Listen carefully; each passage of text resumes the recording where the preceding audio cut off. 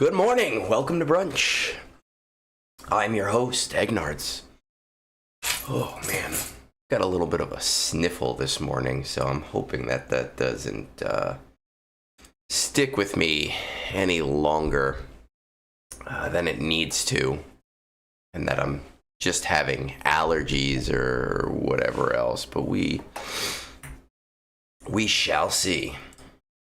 Let's see, what do we got? Oh boy, hot coming in hot. Another day at congratulating me. He said his daughter was born yesterday, so maybe they'll marry each other. Sure, like my son is going to marry someone twice his age.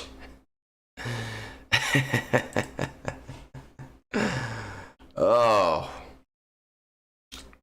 man, that's like a not gold digger. It's like a cougar relationship, I guess, at that age. We're talking about double. I actually did. You know what? You and M3 have kind of gotten me on track where the second I come down to my computer to start brunch, I go, oh, I have to take my meds. So I am way ahead of you. I think I did everything this morning just beforehand. All of these silly little things. Kind of want to hold off on the raid just in case I have. We'll see what kind of time I have. We'll check out our platoons. 5 of 6. We're missing a CLX. So we had an alt in our account, or in our guild, who was a former member's account, and then he quit the game. And this event, he logged in, or somebody logged in and left the guild, but then rejoined the guild. And when we tried to contact him on his phone, it said the number was out of service. So I think we're still going to hit our 42, but it has been an interesting event of us being one player down, and our platoons are all over the place. As we try to figure out what's missing. So it has been an interesting TV week. Gauntlet Starfighter. Let's get this shit started. Leviathan. Just see what happens. This one.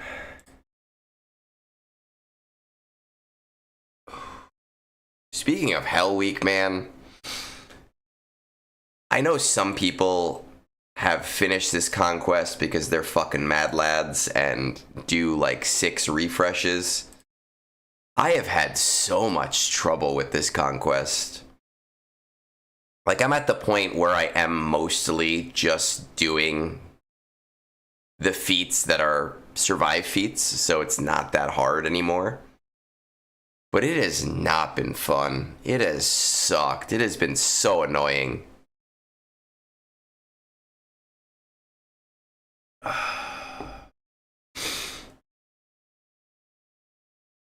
Yeah, Bodhi, you do what? Do you do 6? I only do 3. I don't do the whole crazy Datacron things.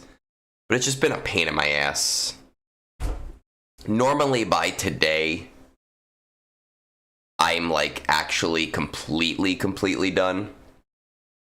But I'm 100 key cards away, and it's all easy stuff.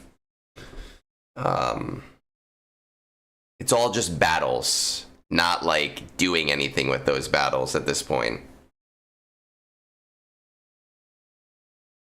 Yeah.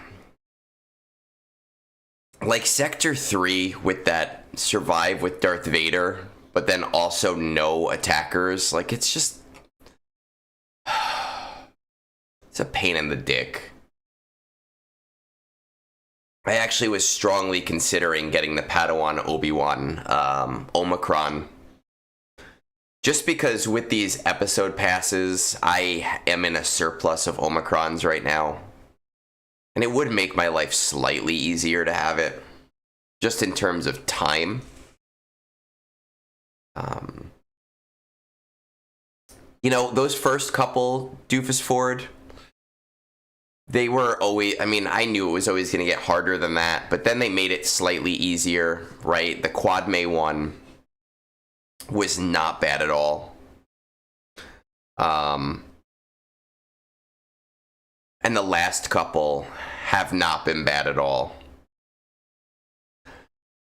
But now they've just upped the battle expectation again, and I hate it. Bodhi, it's not, I know I can use the treasure nodes. It's not about, oh, I can use the treasure nodes or I can't use the treasure nodes. It's about, oh, now I have to put the battle on auto and just sit through it 15 times instead of simming it. Second week is supposed to be my simming week. And I hate that they've turned my second week. They've said, no, this is not your simming week anymore. And now you just have to watch the battles on auto again. That is what I don't like. I think we're kind of light. No, we're all right. 5 out of 6. That's fun.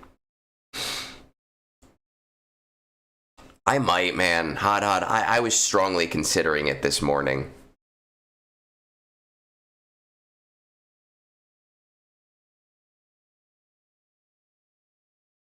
Ugh.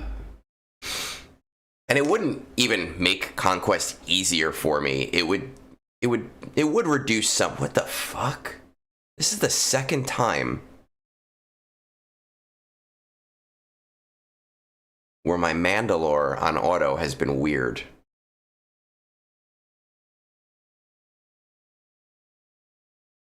Oh god, I'd be fucked, especially because what? How am I losing? Like,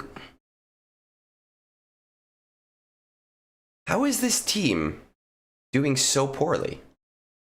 I do my Conquest at like 5:45 in the morning, so I would be fucked.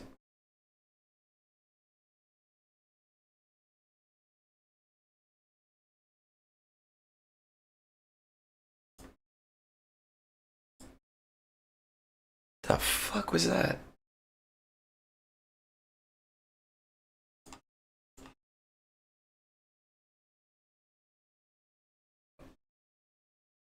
The first time this happened to me where I had a really bad layout battle on here was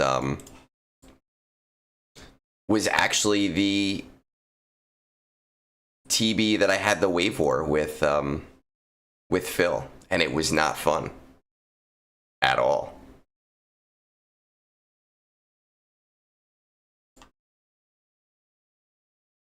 That's the thing, Ani. Like, I can do it. I have every tool in the game. It's not that any Conquest is difficult for me. It's just that, okay, now I have to spend more time doing it.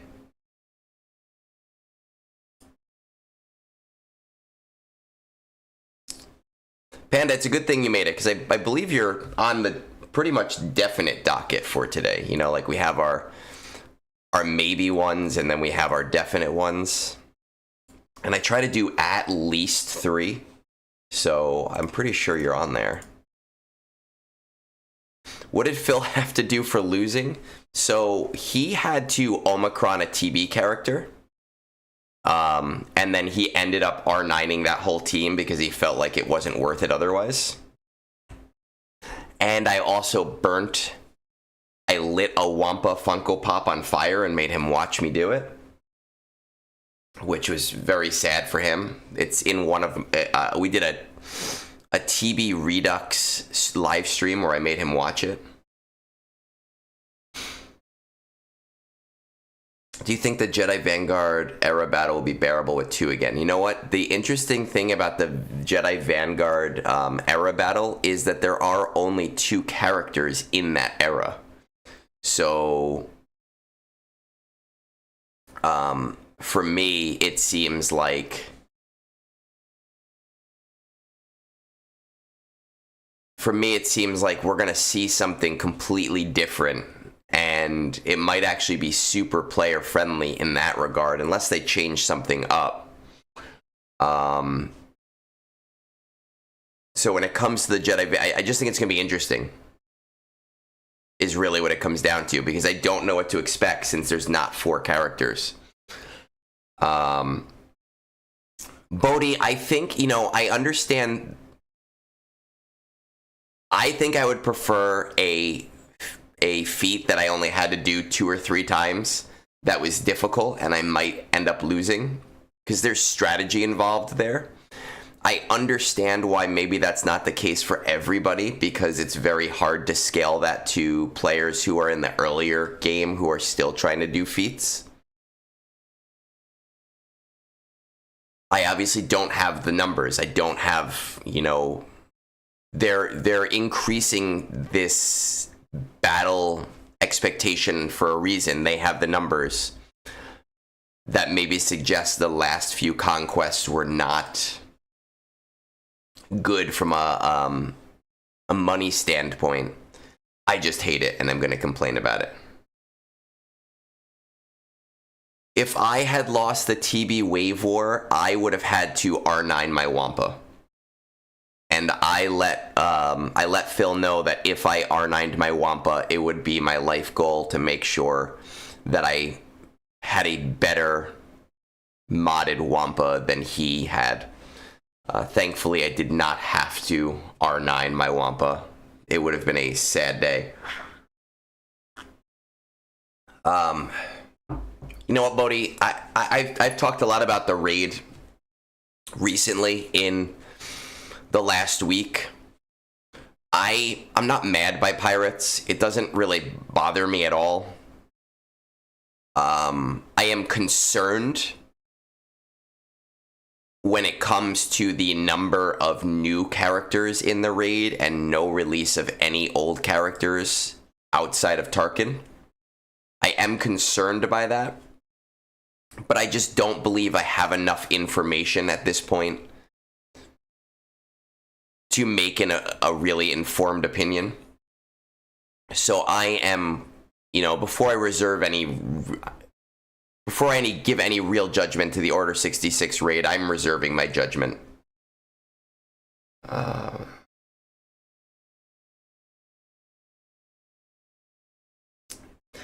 You know what's funny, Panda, is I obviously don't use Wampa a lot.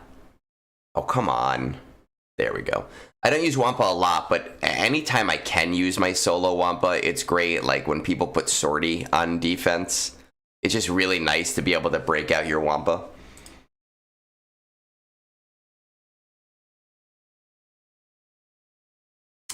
It's not that I'm pleading the fifth. It's that I'm waiting for information. You know, pleading the fifth is saying, like, I don't want to incriminate myself. I do think it feels bad. But until I know what's actually happening with it, until I know what the old characters are, I just don't feel like I have the information to make a real judgment. I do think that this next raid is going to have considerable differences to the raids we've seen in the past. I do think that the raid cadence, I think they are going to announce that their expectation isn't going to be 7 months anymore, and it's going to be 12 months, which makes the pirates coming in late a little bit more feasible. My hope for the pirates is that there is enough in the game on day one to max the raid, even if you can't max it on day one, right? Because we're learning strategy. But my hope is there's enough in the game to max it, and that pirates are going to be like the late game whale quality of life faction. Right? So my hope for them is that players who invest in them will just have a little bit of an easier time, not necessarily that players at that level are going to just score higher. As far as Sana and the pirates, I think, doesn't SM33 want a full pirate team? Isn't that like a whole thing? I honestly have barely paid attention to his kit.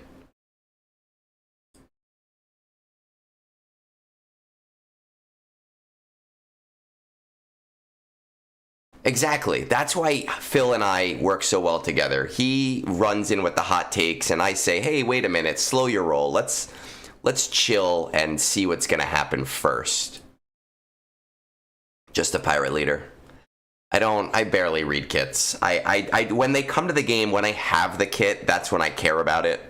SM33 is useless to me until he comes out, so he's useless to me for the next 3 months.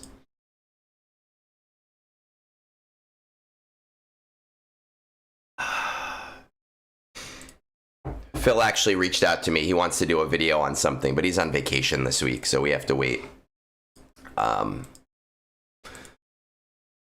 don't know who goes on more vacations than Phil. That guy is like on vacation every other week. It's okay. It's fine.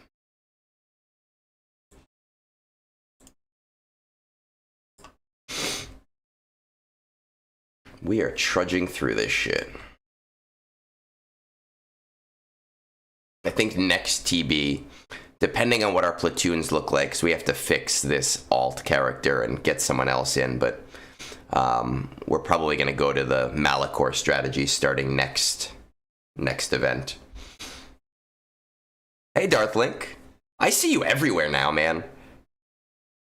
Like, literally everywhere.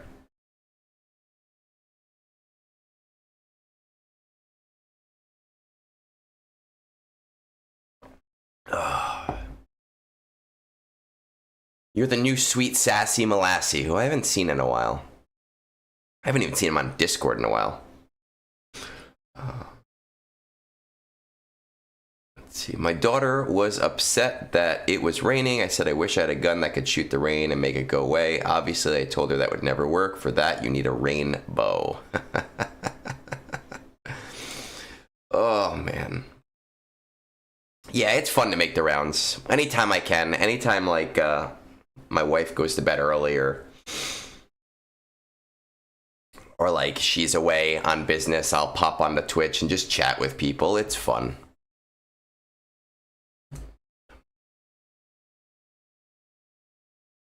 You know, it's funny, I don't use math half as much as I actually, like I do for the community. All of my spreadsheets started as things for me, and then I'd release them.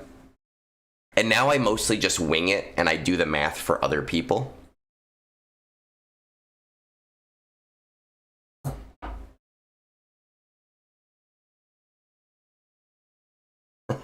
Yeah.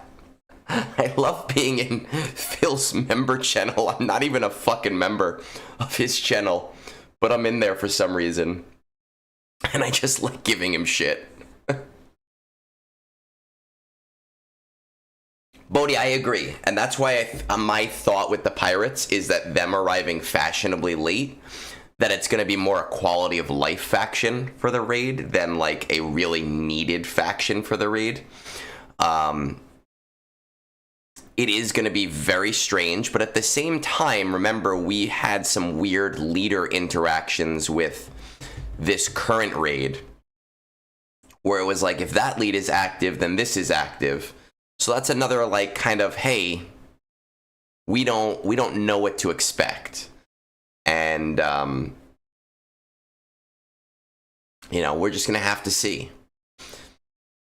As for the constant characters, I get it. It's really draining my mods, which sucks. But I also think that with gearing now being easier, and Chirotech now being easier, and Signal Tech is still a huge grind, but there are more avenues to get signal data, and there being so many endgame accounts that have everything. One of their main sources of really anything right now is new characters.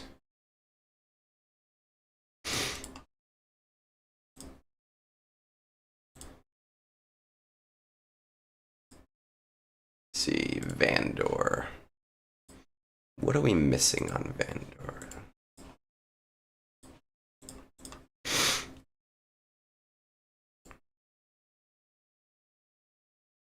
Ba-da-da-da-da-da-da.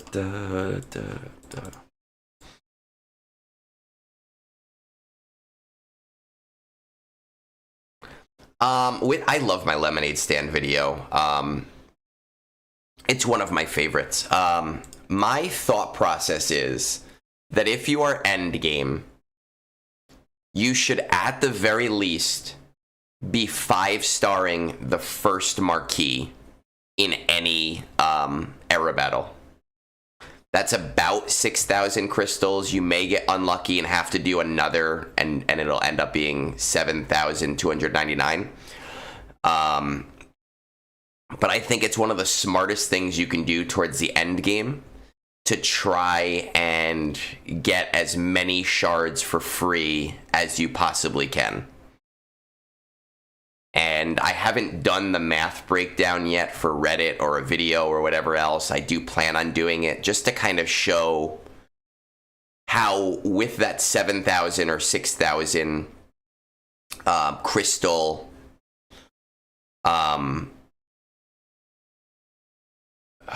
what's the word? Investment. I have a feeling that you'll end up not saving, but you'll get a rebate in terms of like the days that you don't have to do refreshes on the back end.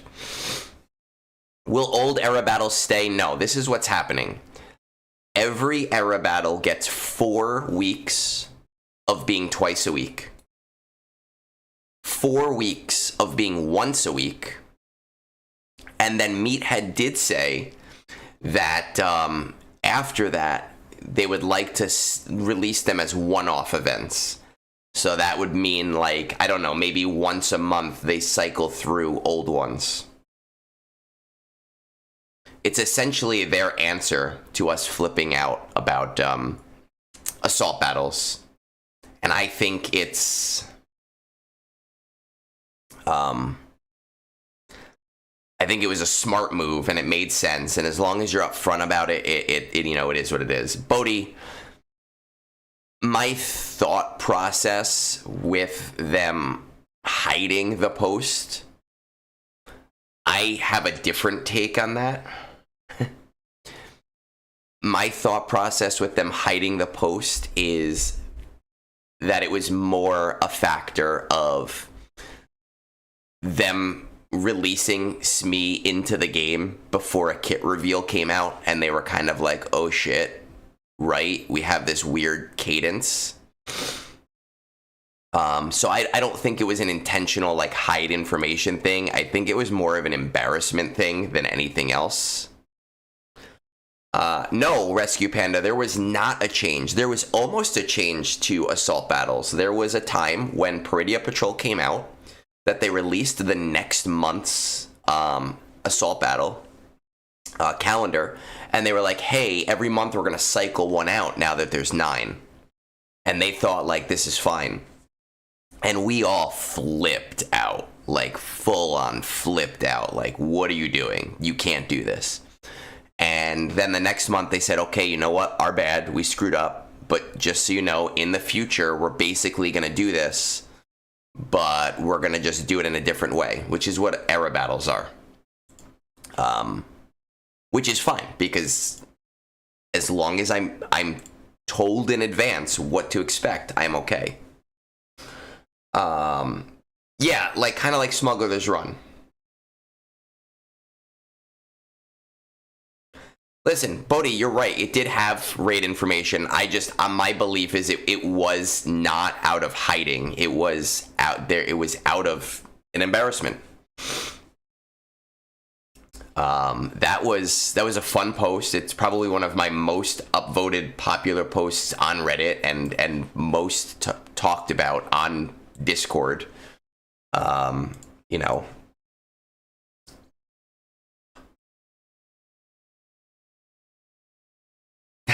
That's true too. People, especially with SM33 or Smee being a TW character, it was kind of like, we have to do something. But again, I want to wait and see on the raid. I want to see what's happening. Like I said in my latest video on it, is essentially that if if we get all of the information, and I do think that it's really fucked, I'm going to be right there with everybody else talking about it. But I am going to tell you that in the past, we have had two major changes, where I did very constructive and thoughtful feedback. And the first was the assault battle change. And the second was the error passes, the community update. And while I am not saying that I alone solved those problems, I am saying that I do have confirmation that my more measured and constructive takes were part of the solution. And I have that on authority, that those were taken into consideration because they were not just me yelling at CG, and they were me really breaking down why the problem exists and what the problem was and how it can be fixed for all parties.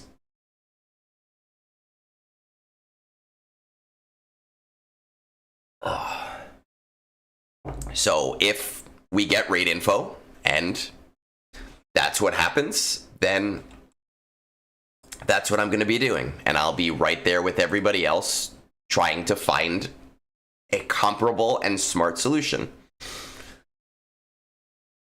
But we're not there yet because we don't have that information yet. You know, I think something that did happen with Naboo is a lot of guilds flipped out in the beginning. And then with the help of the raids server, we did a breakdown. And we saw that even though there were a lot of new teams involved, that most guilds could solve their problem with rewards very easily and very quickly without ever having to invest in a new team or without having to do anything major. You know, and so we'll see, is really the answer. I have plenty of tattoos on my arm. Hot, which tattoo?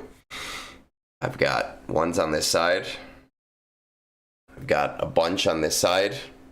Right, my Mega Man. Final Fantasy is over here somewhere. Mortal Kombat. Zelda. And then I have a favorite of mine is Borderlands.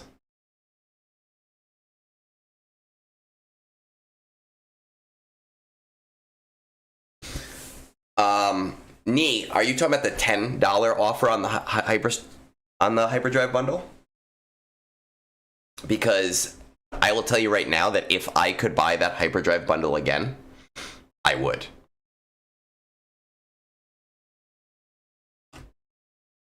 Right? I would buy it 10 more times if I could. At $10, I would drop $100 right now. Yeah, I did see that there was a Final Fantasy set. I used to play Magic with buddies. It was like a fun thing that we did. We haven't done it in a long time. I would like to get into it, but as there are so many, you know, as my friends and I, we get older, there are so many expectations that we have that we just haven't had time to do it. Guns. I'm more of a scooter guy myself, though, C squared. Catch a ride!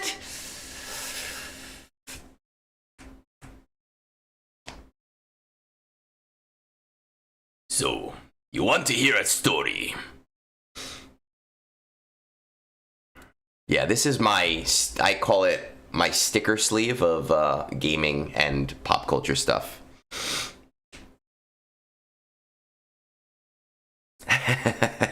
Days without spending counter, yeah.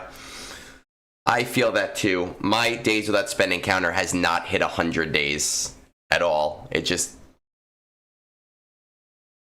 I don't know. We'll see what happens next week. Maybe I'll get lucky and I'll have another Swuggadaddy buy Scorch for me, though that one I doubt.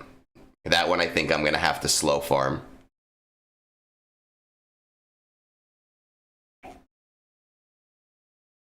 Is it immediately in your game? I don't remember. I bought the hyperdrive bundle. God knows how many years ago. I bought the hyperdrive bundle for $100.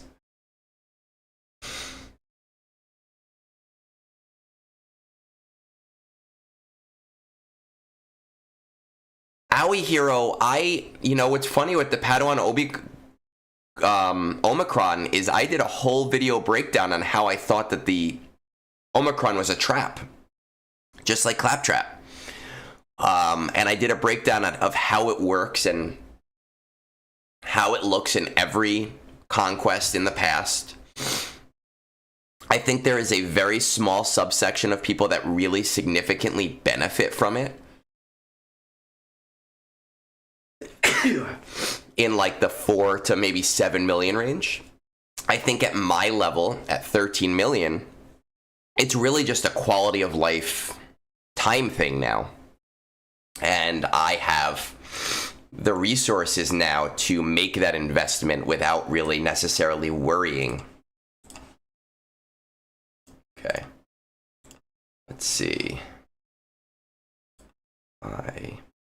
I don't think this is going to work, especially without Scorch. But I do want to try it. Yes, open day 6. And especially without the Omicron, but I don't want to do the Omicron right away.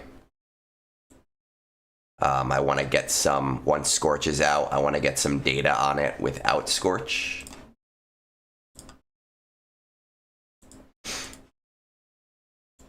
I am going to need Tarkin at R8 soon anyway, so we might as well just do it now.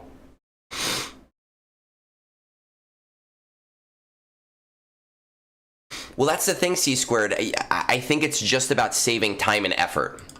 I don't think it's really a necessary thing.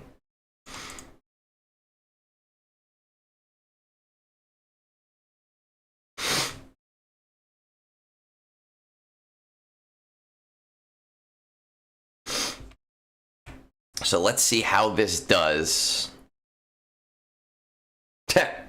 Okay. That did not do it. That did not work the way that we wanted it to work. But now we know.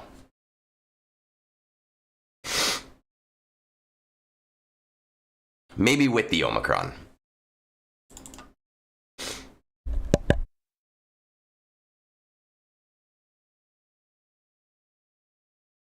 Maybe with. But right now without, it is not doing it.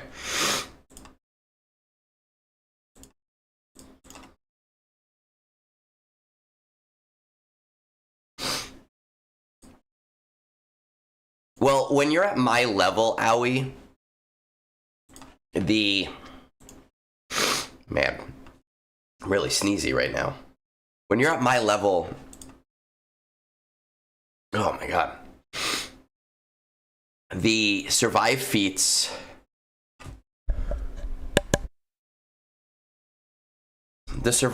are not really as big a deal.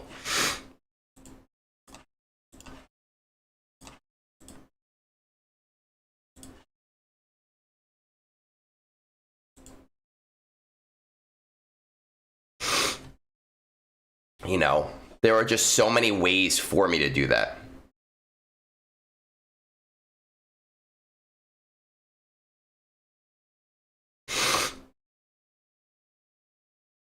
Nee, I'm going to give you the most honest answer that I can give you. Oh my goodness, I'm so sneezy. The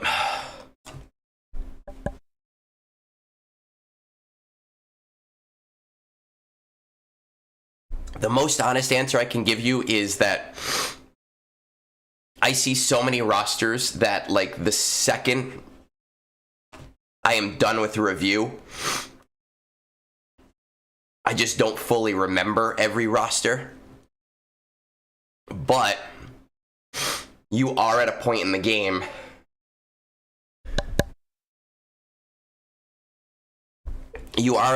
game now where you can make those decisions. And JMK isn't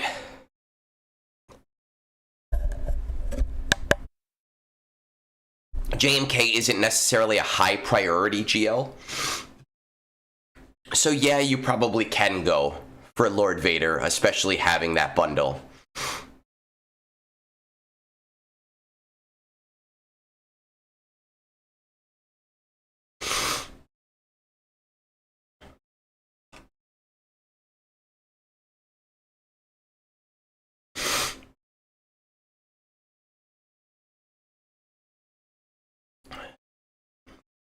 Darth Link, I don't stipulate people having or not having reviews, and I believe you are on Buy Me a Beer, so you're always welcome to use my premium lane. I recommend that people typically should probably wait a few months between reviews, just because there's nothing new I can tell you. Unless something considerably changes within the game, you know, where like a bundle comes out that is such a game changer that you're considering a different path, or, you know, we get some crazy big announcement where you're like, oh crap, this is entirely different than my expectation. I've got serial reviewers like Nena, who has probably gotten like 85 reviews from me in the last year and a half. You know, people who ask for a review like once a month, you're not getting any information that's different than something I would have given you before.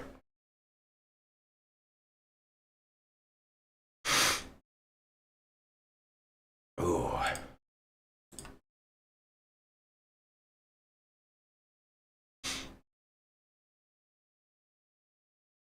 RescuePanda, that's why I always tag them. Right? So I fully understand if you're, you know, at work and you're not able to, and I'll ask questions, and if you don't answer, then I'll just assume that you are predisposed at that time. Right now, Hod, we have a little bit of a line because of the week that I had to skip, where I had to work the street fair. So right now, depending on how many reviews we get today, we might even be 2 weeks out on reviews. I'm trying to play catch up and get things done as fast as possible.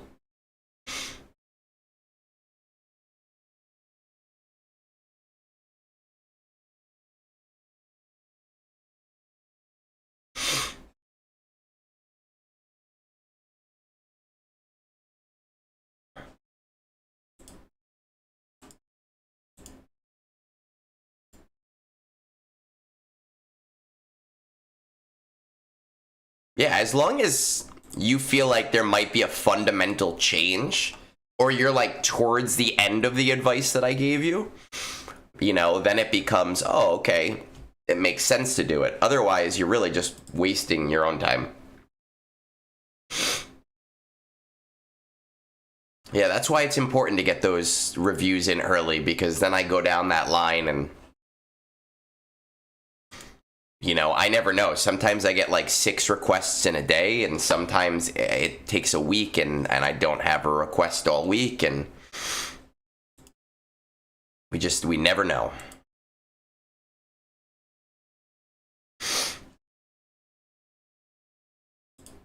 I can never fully do this battle. I can always get to the second part. Well, remember, I'm doing this battle with Jabba and a bunch of randos. So that's something to keep in mind. I've heard it's a lot easier if you have, like, Quercetan.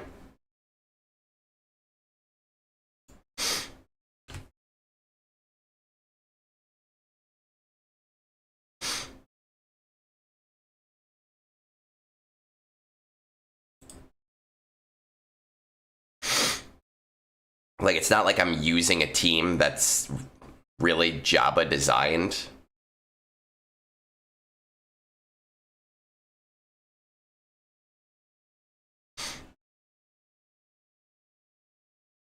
Yeah, I just don't have the right modding to get the 2 for 2 yet. I know some people are able to do it. I haven't been able to. I've been stuck at 1 of 2. It really hasn't affected my guild in any way. Well, you can't auto basic and eat because you do have to throw thermals.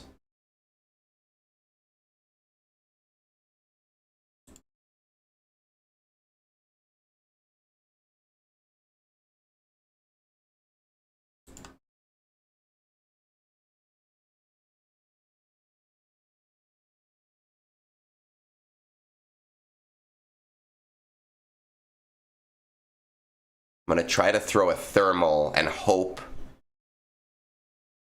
How do you do it? How does he kill them if you're not throwing thermals?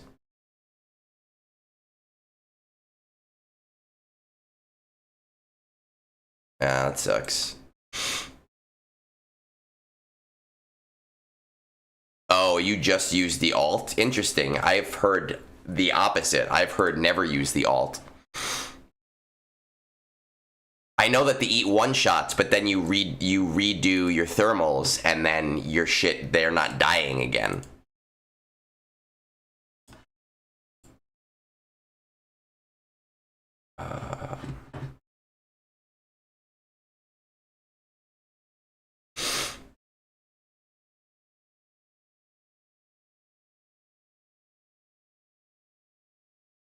Yeah, okay. If everybody dies the opening of that, you can usually win it. But it seems that not everybody survived the opening of that. Ooh, maybe. Let's try this. I'll try that next time. I haven't done it that way. I haven't heard that people do it that way.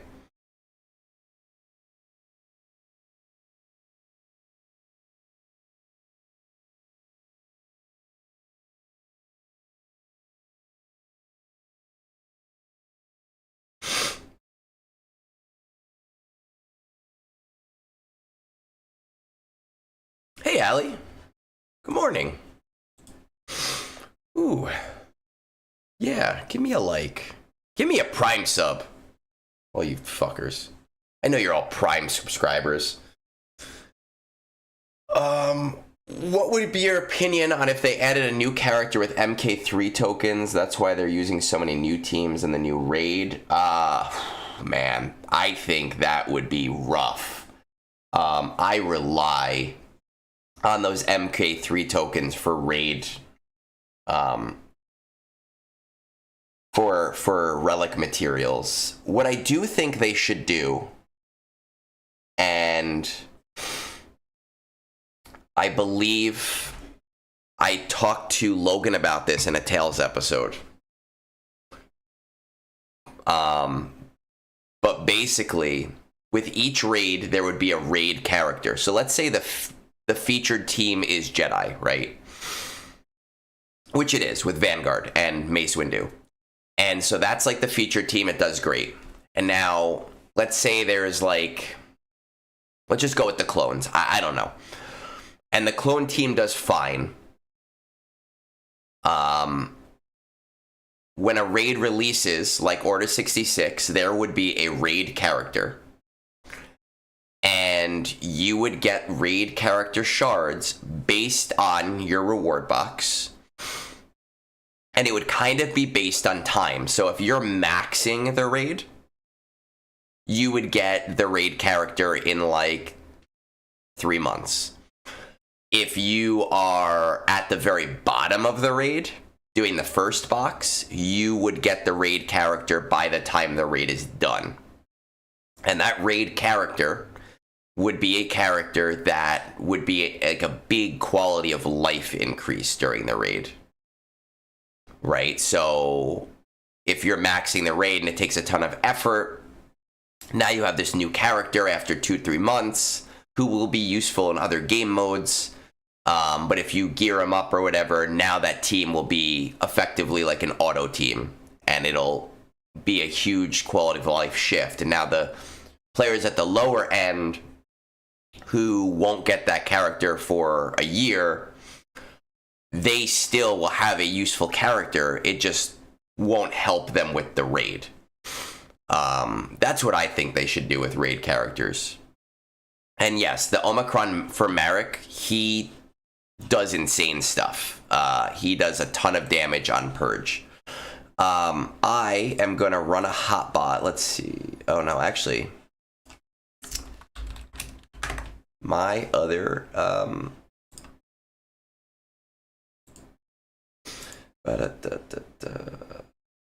my other guy, my other TB guy, ran the bot already, so I don't have to worry about it. I am going to refill my coffee then, and then we're going to get through Conquest. So I will be right back in 2 minutes.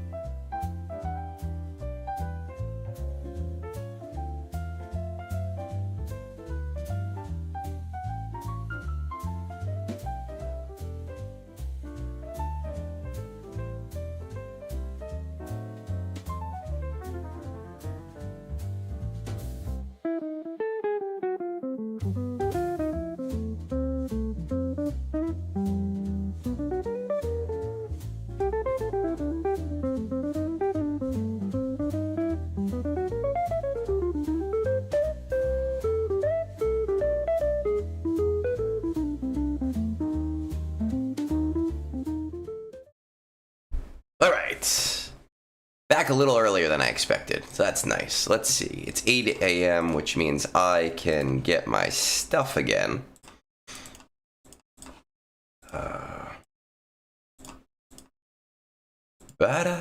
Ooh. I hate this. Now I have to, like, spend on useless shit. I don't... Fine, I'll just buy that, because... whatever.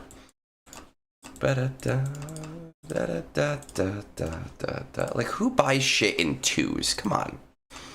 What am I gonna do with 2 fucking med packs? I gotta make it to, I don't know. I gotta make it to Tuesday without maxing this out. How am I gonna do that?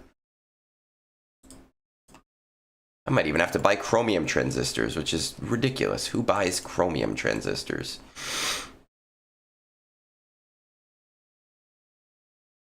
How would you feel about them adding the shards of the characters that are allowed in the raid with raid token 2 or something? Oh, I think it's tough, Owie, because I think that if it's a new character, their goal is obviously monetization. So I think from a business standpoint, it probably wouldn't make sense for them to do that. As much as from a player-friendly standpoint, it would. Okay. Let's get in. Let's see what Conquest is looking like. How is Vanced account today? I just went on and did mods real quick this morning. I used all of his crystals on mod energy. I mean, knee. Look. Episode shipments. Look at my Chirotech right now. Like, I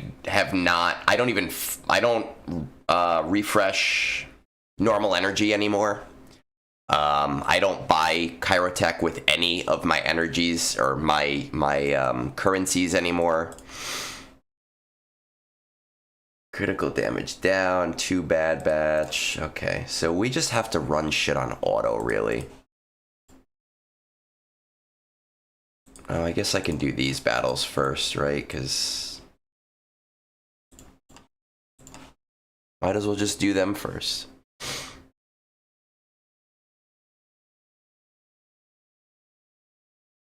I think it'd be worth it for the player. I don't think it would be a smart business decision.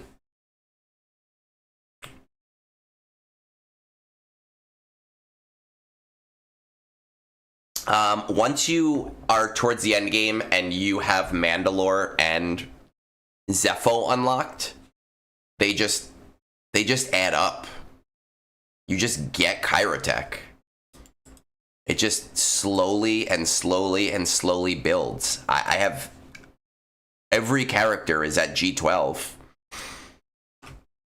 The thing that's slowing me down from getting the bottom end of my roster higher is, honestly, it's G12 gear. It's not Kyrotech anymore. Because I need that G12 gear for new characters, and I need that G12 gear for relic materials.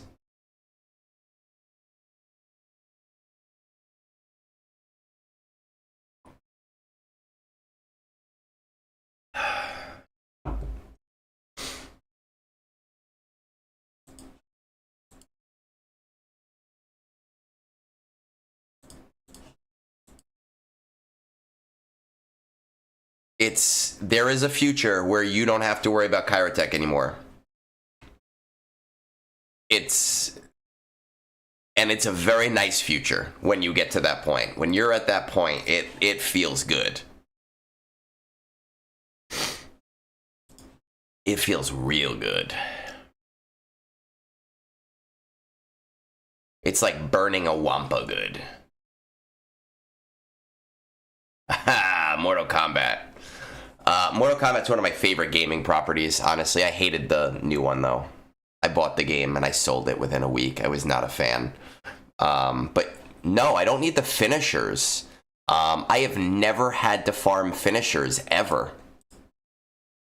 Because of the CT1s. I mean, these guys are all relicked, so you can't see. But, like... No, it's not that. It's this stuff, like the data pads. I have 400 of, like this. The injector handle is nothing. I don't give a shit about that. It's the med packs, which go so fast. You need like 120 to like 200 of them each time. Those go so very quickly if you start using them on old characters. M3, I did take my D this morning. I did. I took it good. I took it nice and early. Daniel reminded me that I needed the D.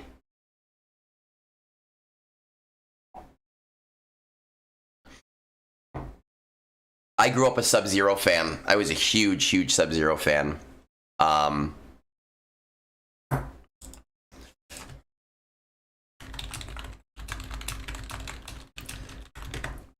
think it was it MK10 that had that new guy, Kun Jin, the guy with the bow and arrow?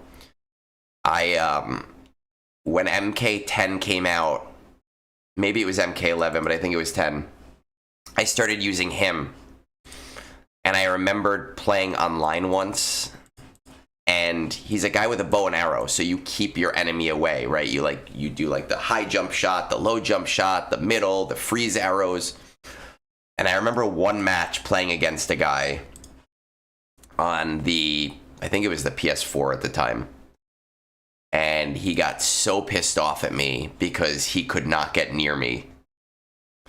And I won. And he messaged me after the game on like the PS4 and called me a scrub because I zoned him and made it difficult for him to get close to me, ignoring the fact that I was using a zoning character. So being who Egnards is, I spent the next 20 minutes typing no scrubs to him in a message. Like the whole song, the entire song. It was a good day. It took a long time to do, but it was worth it. My mod score, Hod? Yeah, I mean, I'll do after Conquest. Remind me after Conquest. I'll show you my mod score. It's not amazing, by any means. I actually just started doing mod refreshes in the last year. So it is nowhere near some of the really, really, really high-level GAC players. But I will tell you right now that it is much better than Vance's account.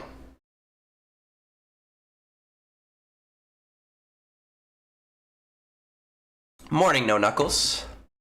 Sub-Zero player, Knee? Is that what you're saying? Yeah. My buddy is a Sub-Zero, not a Sub-Zero, Scorpion, sorry. My buddy is a Scorpion player, and I've always said, I've always told him that we should get matching tattoos, Sub-Zero and Scorpion tattoos, but he is a tattoo purist. He's a tattoo virgin, and I think that that'll remain that way forever. What do we gotta do here? What would you say the MVP teams for TB for each alignment? I mean, Night Sisters are one of my favorite TB teams in the entire game. Gungans with Omicron, one of my favorite in the entire game. I love those two teams so much. The Jabba team is an MVP team because it's so easy to use and it has a dedicated node for each thing. Who else?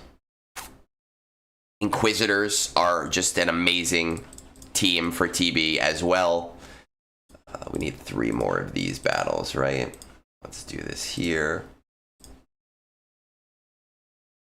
I don't need... Well, it doesn't matter. I don't have to do good on this mod. He can always get a t-shirt. I actually have a Sub-Zero. I have a Sub-Zero bathrobe upstairs, and he has a Scorpion one. Like a really legit, like really fuzzy, nice one that has a hood that goes over.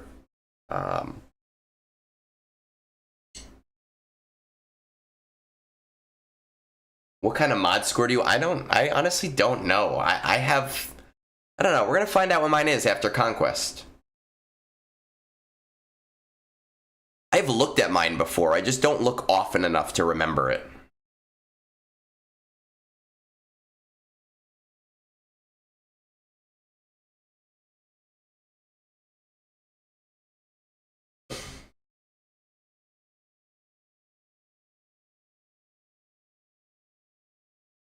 Oh, man.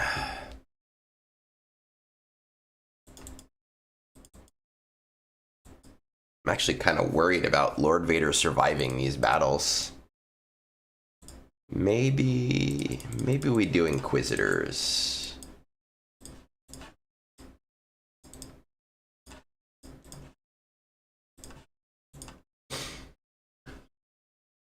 I have 2 bot channels that you can use at the bottom. It's /mod_score. How good are the new Bad Batch in TB? I mean, I don't know because mine aren't fully farmed yet, but with the Omicron they look solid. But this actually brings up a really great point for late game players and mid to late game players. I've talked about this with my guild pretty constantly. Because of all the new teams, and presumably all of the new teams are going to do very well in the raid, because CG would be pissing off a ton of people if they didn't. Investing in these teams is a double layer of also investing in your TB, right? So, like, it sucks to have to bring a team to R9, but if you have clones at R9, it's going to significantly help you in TB when you're doing Malachor. It's going to help you in the raid when you need an R9 team. Same thing with Bad Batch. If you choose them as your R9 team for the raid, I don't know if I'd bring them to R9 until we know. But for things like Ring of Kafrene, yeah, I'll have to try it next time. It's just not something I've ever tried. Booming voice. I need booming voice and critical damage down and cooling systems. Okay. That should be easy enough. What is this? Defeat an enemy.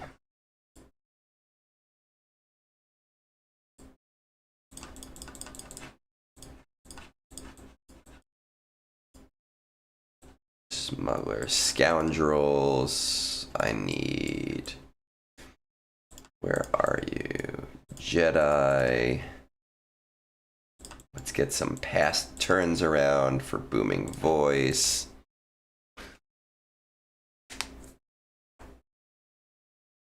Hey, Lenny.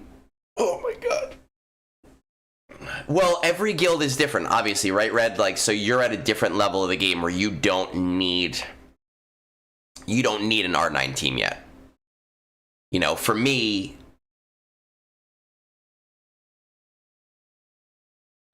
it's like I might as well do it.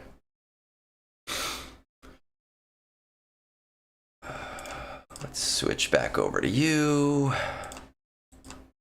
What did I do?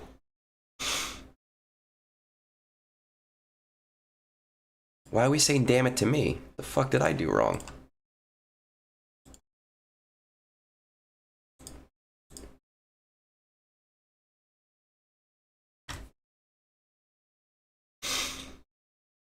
Yeah, we're pushing for 44. My guild is lazy.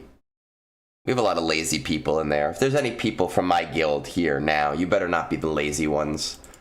Because if you are, your time is coming.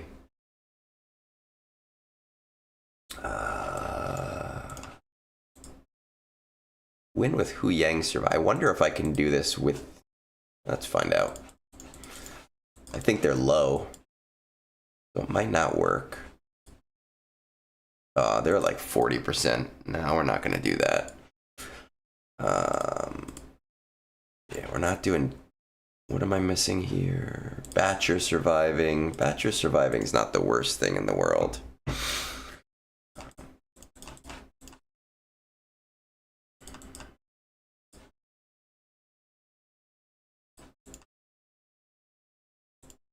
Problem is, I don't have any Amplify Agony, so this is not going to be fast. It's too early for them. You're damn fucking right. They like come in at like 12:30, and I beg and I plead them. I'm like, please, just fucking do your shit just a little bit earlier. My favorite is people who do all their battles, and then right after the phase change, they go, oh, I thought that I deployed, but I guess I didn't. My bad.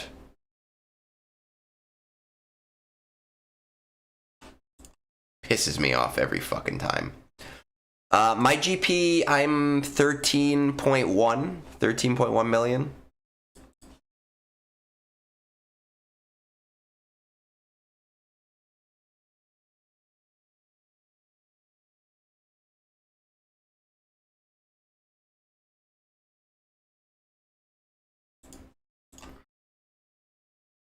There we go.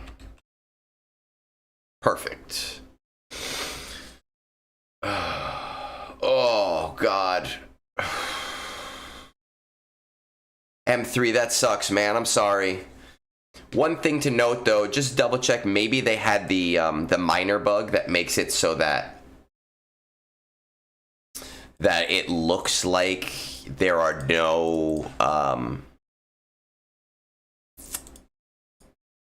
so that you can't see, like, the... Oh, man, I can't talk today. You can't see the commands or anything. I know it happens to me a lot. And I know it happened to one of my guild mates yesterday. He was asking me about the orders, and I was like, are you dumb? They're in game. And he's like, no, I don't see anything.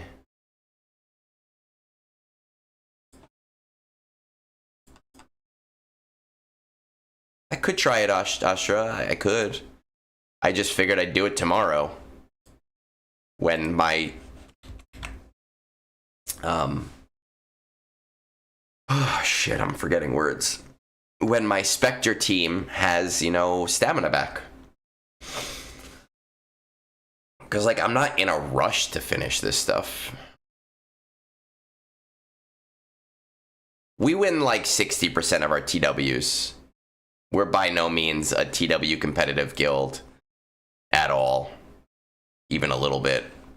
Don't really particularly care about TW at all.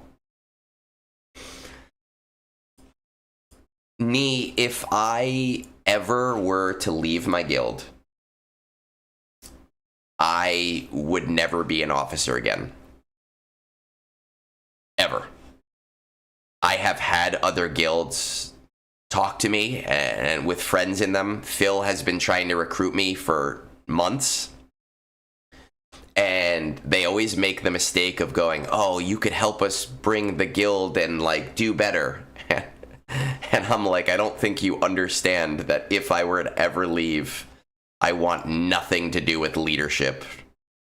Like, ever, ever, ever, ever.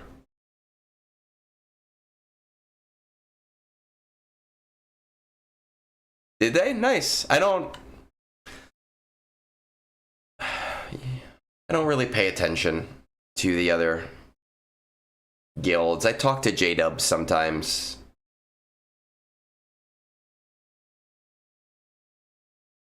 Yeah, when people message me about that stuff, I'm like, no, it'll never happen. I will never, ever, ever, ever, ever be a leader again. I will never be an officer again.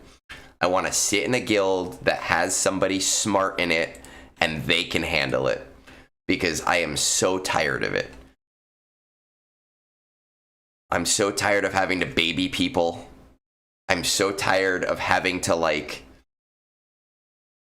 at 12, I want to sit down and watch a show with my wife, and, like, nobody has deployed yet, so now I have to sit there and check my phone every 5 minutes for them to wake up and go, oh, I'm so sorry, I was drunk last night and I just didn't wake up yet. I'm so fucking tired of it. I'm so tired of, I'm sorry I was at work. Like, just go to the fucking bathroom. Just deploy. I don't ask you to do all your combats. I don't. I get it. Life gets in the way. I totally understand it. Just deploy. Can't do your shit? Fine. Literally just deploy. I'd rather you just deploy than do nothing.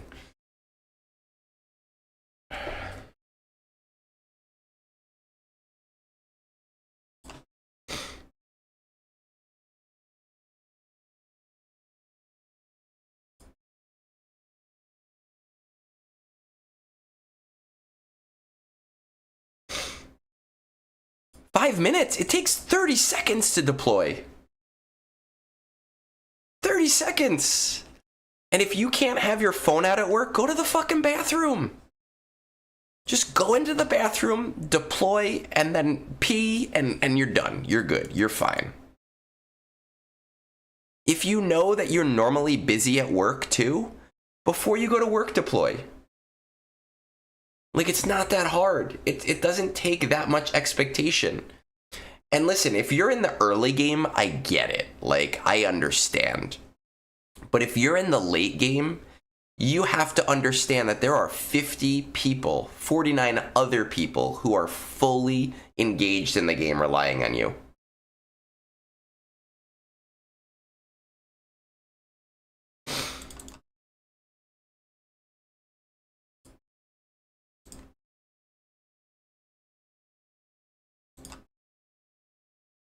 What else can we do? That we were doing, right? Vader we were not doing, because I just don't want to deal with Vader. I was having trouble with this yet, not this one. I didn't even try that yet. Man, this one, I couldn't even get Balin Skull to survive the opening hit, which was really pissing me off. Like, in a Balin Skull team. Not in some other team. Now, obviously, I have Voluntary Vanguard on, so maybe I should take that off. Let's see. Med packs.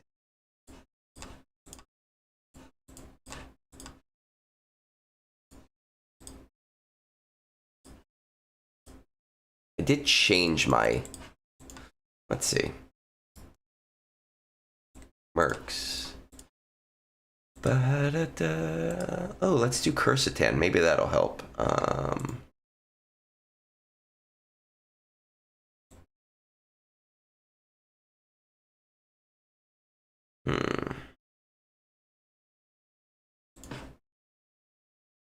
I don't know. Let's do that. Let's see what happens.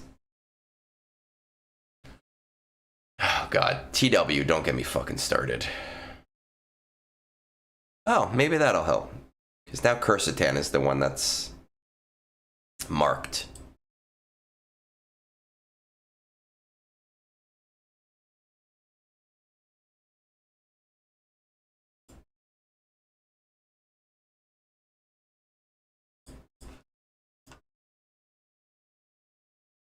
But now I need Balin's Skull to get the kill, which... God.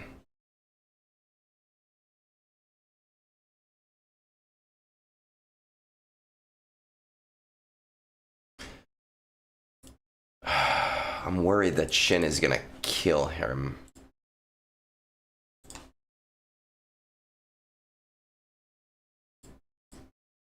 There we go. Nice.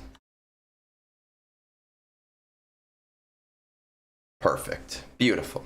Yeah, TW needs a huge rework.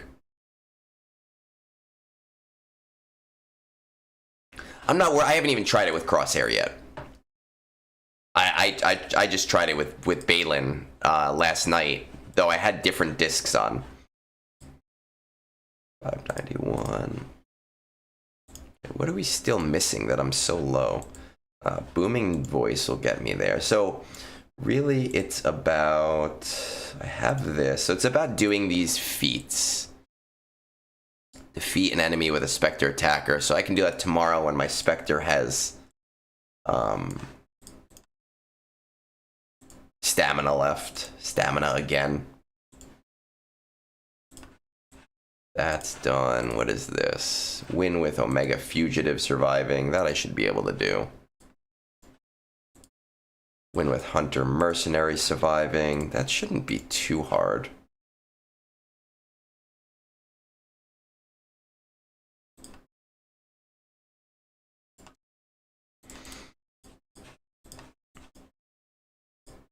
I just feel like it's going to be an Amplify Agony thing. Maybe I should wait on that one.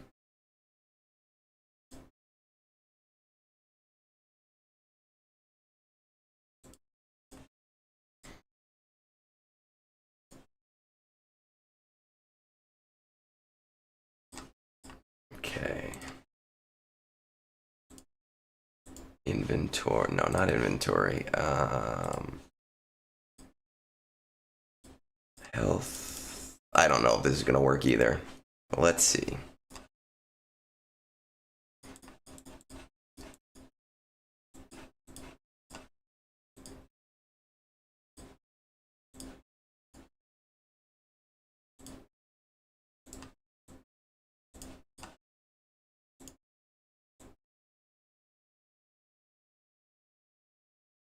Oh, hey, Tish. I have no idea, man. I have no idea if we're finishing any platoons because of the whole Keegan incident. I did all mine. Q is in charge today, not me. I'm doing my brunch, dude.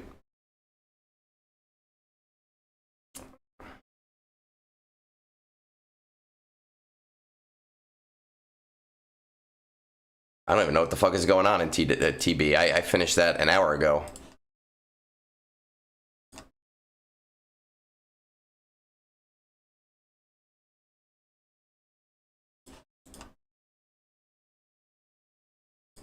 I don't know if that counts as Jocasta getting the kill, but I really do need Jocasta to get the kill, so...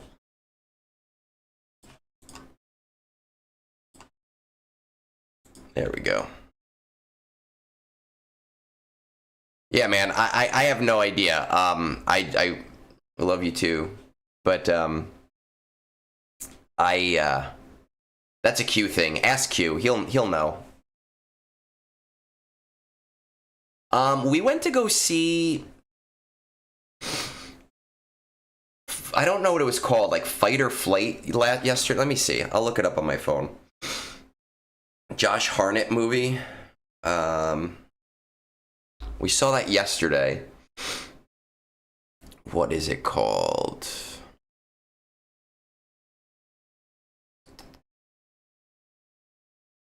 Yeah, we saw Fight or Flight yesterday.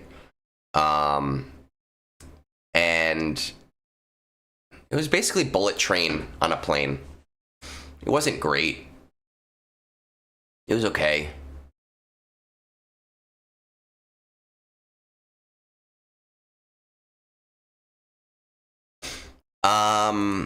No, his name it's Quentin, but I call him Q because I don't want to spell Quentin every time.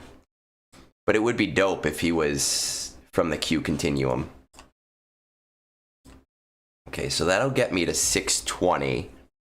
And then it's basically just cleaning up feats. So I feel pretty good at this point. I feel alright. I just need to wait for stamina. So we're fine. We're gonna just wait for stamina at this point.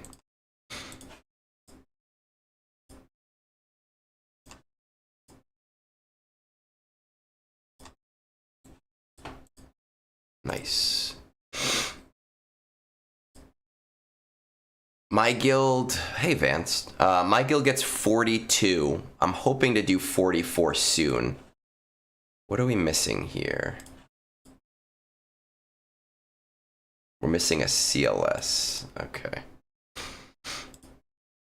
Do we have the CLS? Let's see. TB General. CLS is Jayo.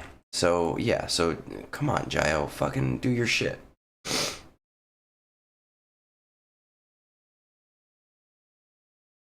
Okay.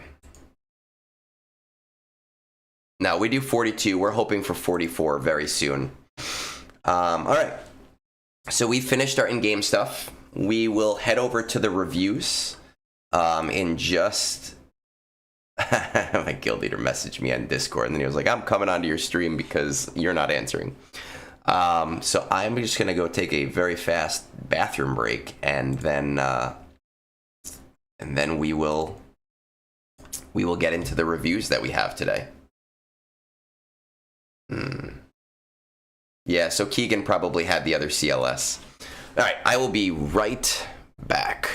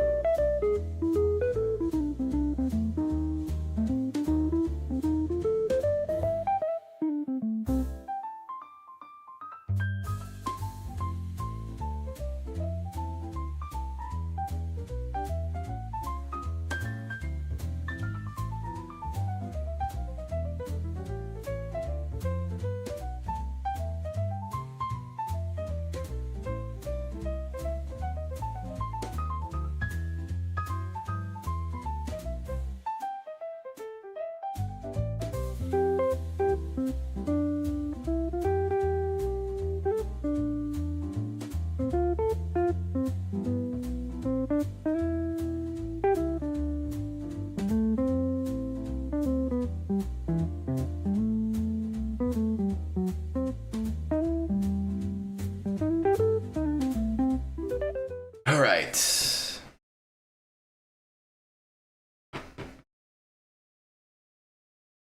da da da. Oh, and yeah, listen, Nee, I also do the recruiting for my guild too, and it sucks. I hate recruiting so much, but the other thing that sucks is, like, I'm good at it. So it's really hard to not do something when you know that you're the person that knows how to do it better than the other people. So that's the tough thing. Let's see, what do we got? We're gonna pop up to Nargor. It is what? It's 1. We're gonna stall until 126 just to make it easier when I tag people. And then we'll read this. I wish I didn't do shit for my guild. I do too much.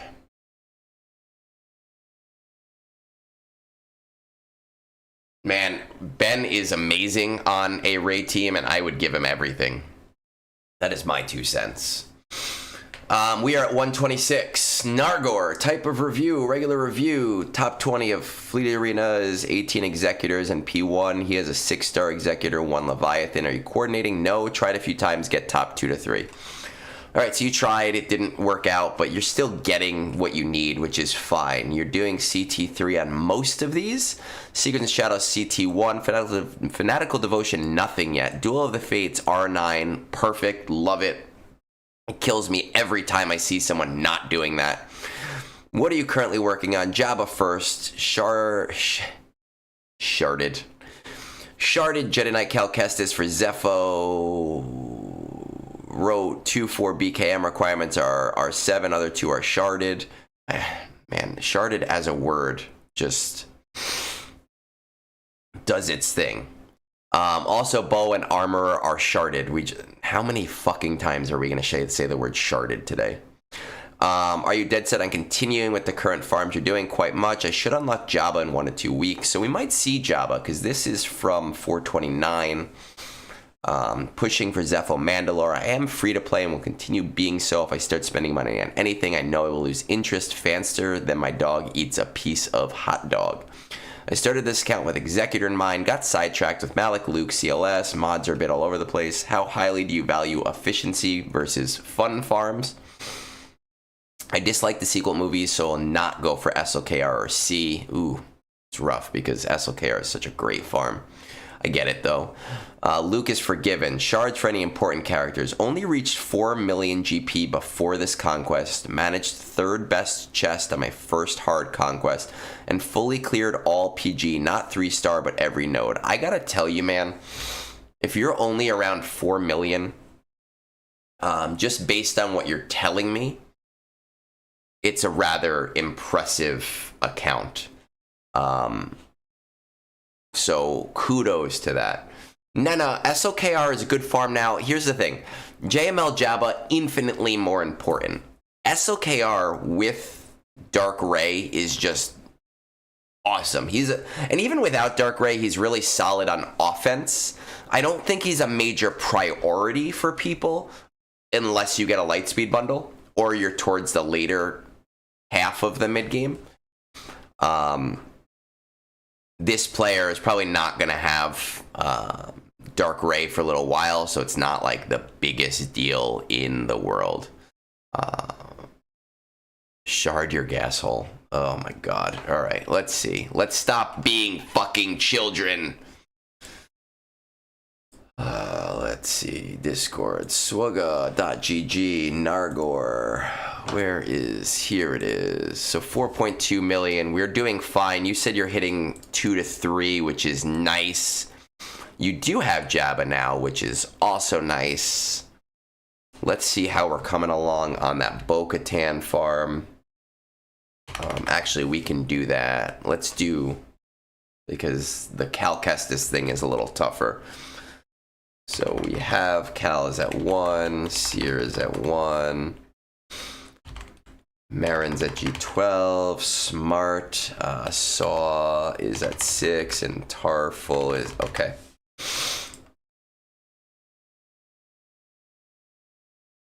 Because Vance, other people know what they're doing, or they listen to people. That's how.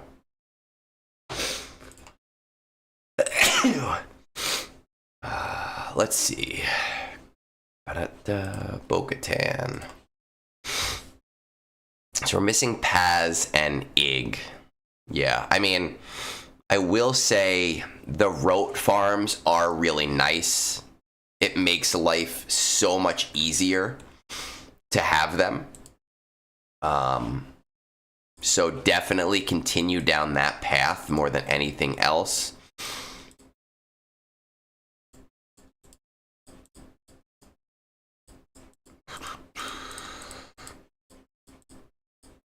Just checking out kind of where you are just with everything.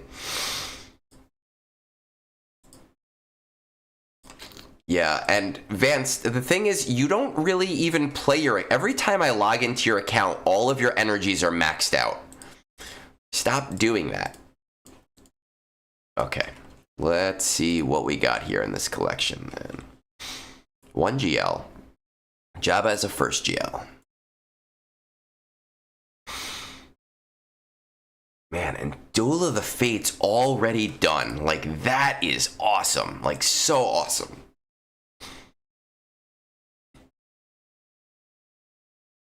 For you, Peridia Patrol, not as much of a concern. You're already in really good shape.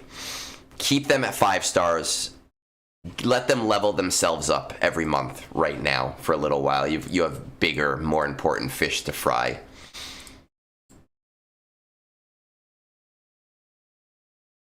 He is in a 418 guild, Vance. 418. Your problem is that you leave your guild so constantly that you never get raid rewards. Let's check out the Inquisitors. No Inquisitors yet. If your guild's not asking for them at 4 million yet, don't worry about them just yet.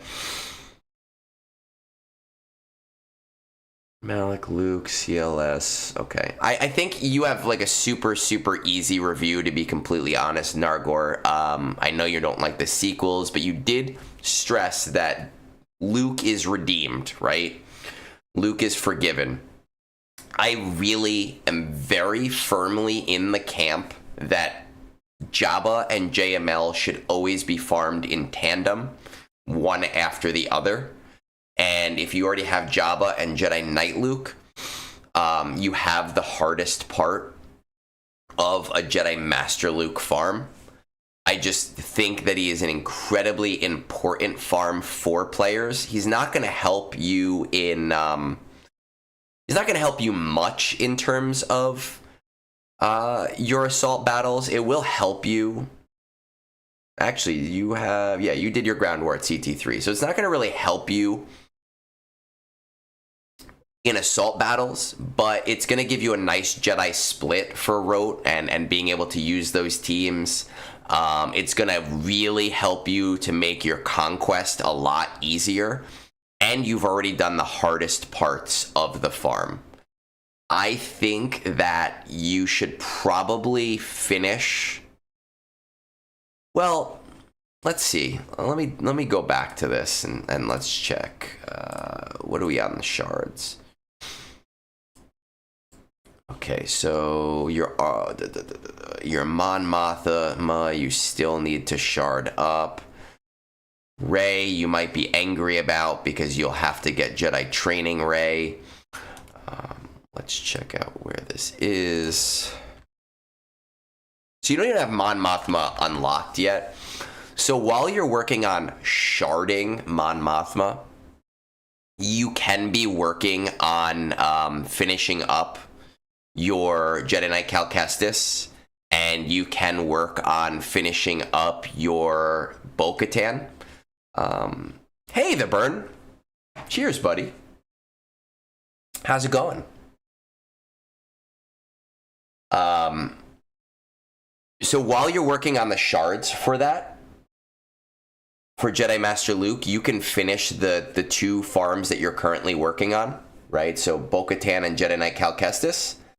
I would honestly say that you are, and I talk about this a lot, you're in that ecosystem right now where now once you have done Jedi Master Luke, you should go for Leia, right? Because Leia is a really solid, strong GL, and there is a lot of overlap. And the same thing with Profundity, right? Profundity, there's a lot of overlap between JML, between Jabba, between Leia, and so I see those as being your next 3 really major farms. And because of how efficient you seem to be, I could see you getting all of that done in the next 6 to 8 months pretty easily and putting your account in a really, really, really nice position. So I don't think that there's too much else to tell you. I just think you're in that nice, solid position there, and you can start on those things while working on the 2 farms you're working on, right? I talk about this a lot, the 3 levels of farming. There's your primary farm, which is what you're relicking. There is your secondary farm, which is what you're gearing. And then there's your tertiary farm, which is what you're sharding, right? And you can kind of layer those things together pretty nicely with all of these farms going on right now.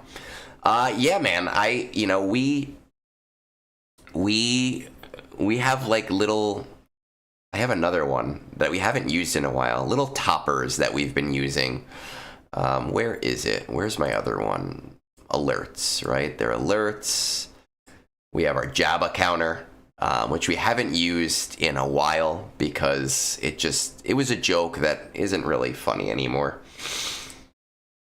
I'm hoping to get that Jar Jar spending counter to at least 100 this time. We'll see what happens. We'll see if we have any Swuggadaddies next week. But Nargor, I think that's where you're at right now. You know, assault battle-wise, don't worry about Fanatical Devotion right now. Don't worry about Peridia Patrol right now. And Secrets and Shadows being CT1, it's in the perfect position right now. No, but I do have my lovely coffee in my Brunch with Egnards mug.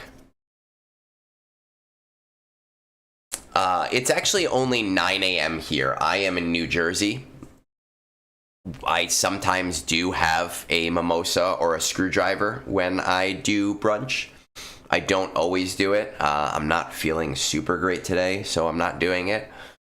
It is a little on the early side for brunch, definitely. But I try to only stream when my wife is sleeping so I can spend time with her. So it's...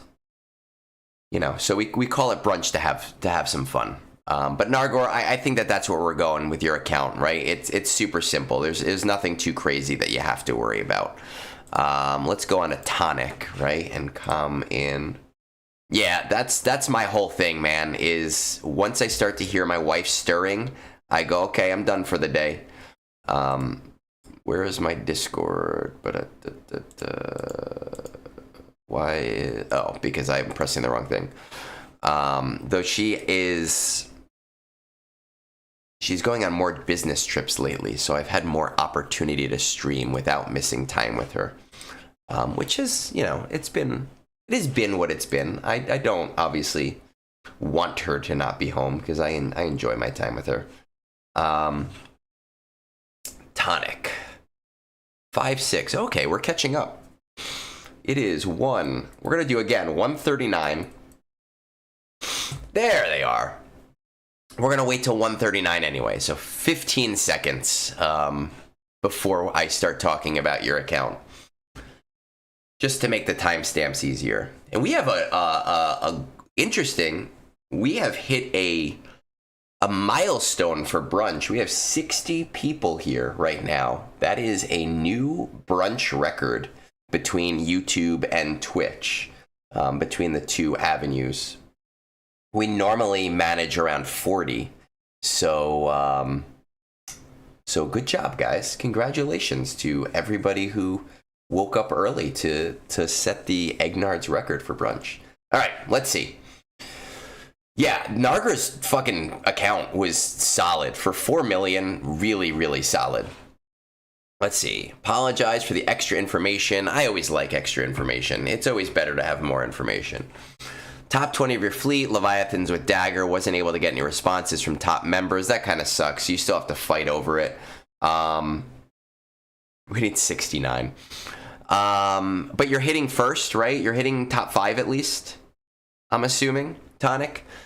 Assault battles, most of them are up and running. Nothing on Duel of the Fates, nothing on Peridia Patrol. That kills me. That really does. Secrets and Shadows, CT1.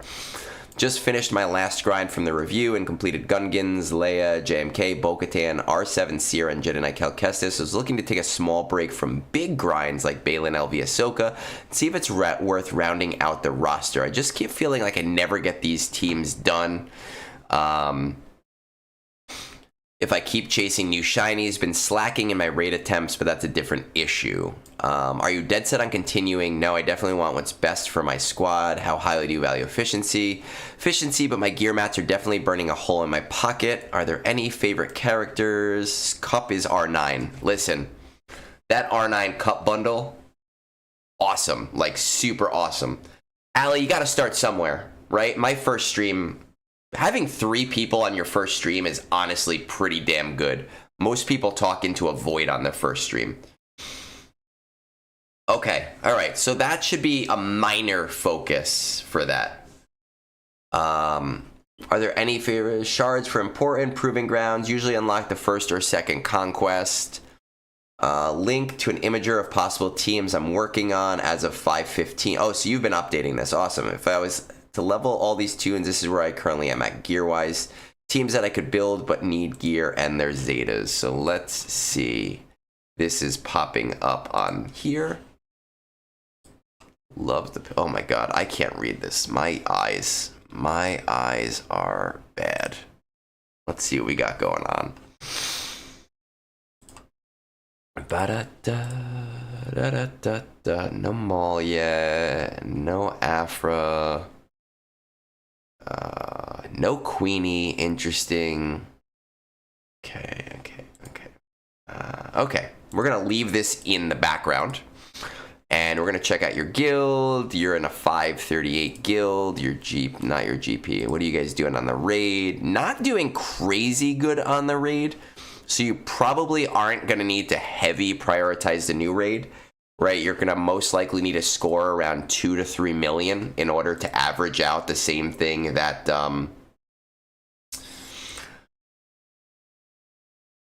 to average out kind of what you're doing already. So that's good to know. But I would definitely put, you're gonna want to put something towards it, because we right now we have no idea what to expect. From like old teams, or if we're even getting old teams. So haven't really done the clones. I probably would have done Apo. Let's see here. Jabba, Leia, JMK, JML, Rey, Supreme Leader, Sith Eternal. Tools, gear tracker. You have Profundity, you have Executor, no Ahsoka. Yeah, Ahsoka doesn't push the needle. It's not a big deal. Lord Vader. Dude, I'm assuming you wrote that stuff before you bought... did you buy the Lord Vader bundle? Because to say, oh, I don't want to do a big farm like Lord Vader, but you're this close to Lord Vader seems silly. So I'm just going to imagine that you purchased the bundle and now you're much closer than you were previously. Because I would really strongly recommend finishing Lord Vader just with how close you are. Yeah, okay, so you did. So you have to bite the bullet on Lord Vader. You're just so damn close. And look, I'm going to just tell you, man. These guys, Qui-Gon and Padawan Obi-Wan being at 7 stars and no gear literally kills me on the inside.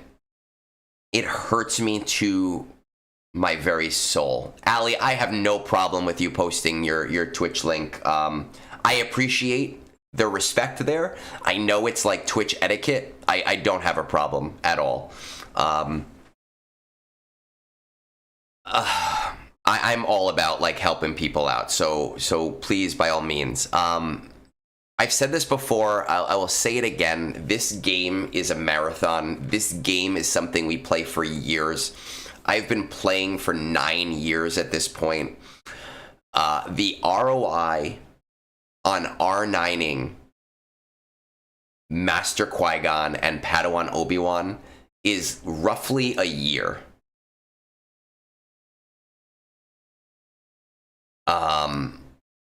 That's nothing. And I personally refresh the R9 tier once every time it comes around because those R9 materials are so cheap. That should be your next priority right now. I would... I honestly, because you don't have them all done, and because you don't have any priority towards the new clones, I would honestly say hold LV for right now and heavily focus on bringing these two guys to R9. That should be your short-term priority.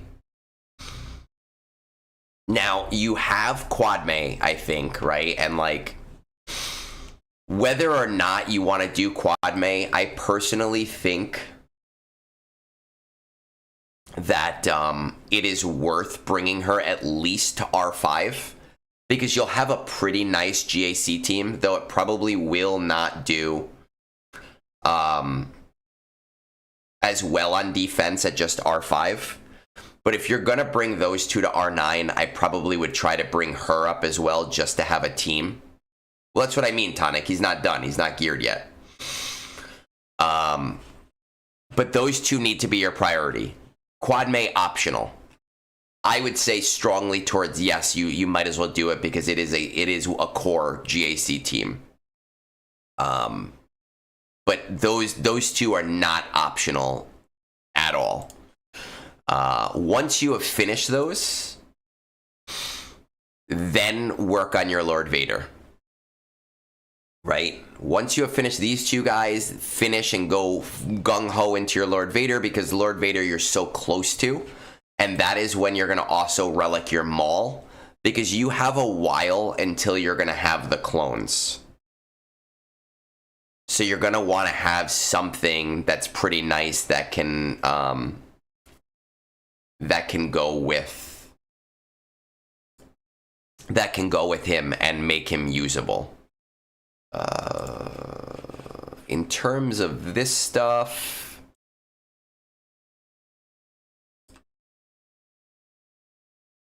yeah, did you actually post it? I didn't see you post it though. Did it like auto block it? I don't know, but I don't have a problem with you. I don't know. I don't see it. In terms of this stuff, if we're looking at smaller farms, I don't think Dad Bod is really that important of a thing. Seer Malicos, the Seer Malicos team is a really solid core team that might be worth you doing if you want to take a break from the bigger stuff right now.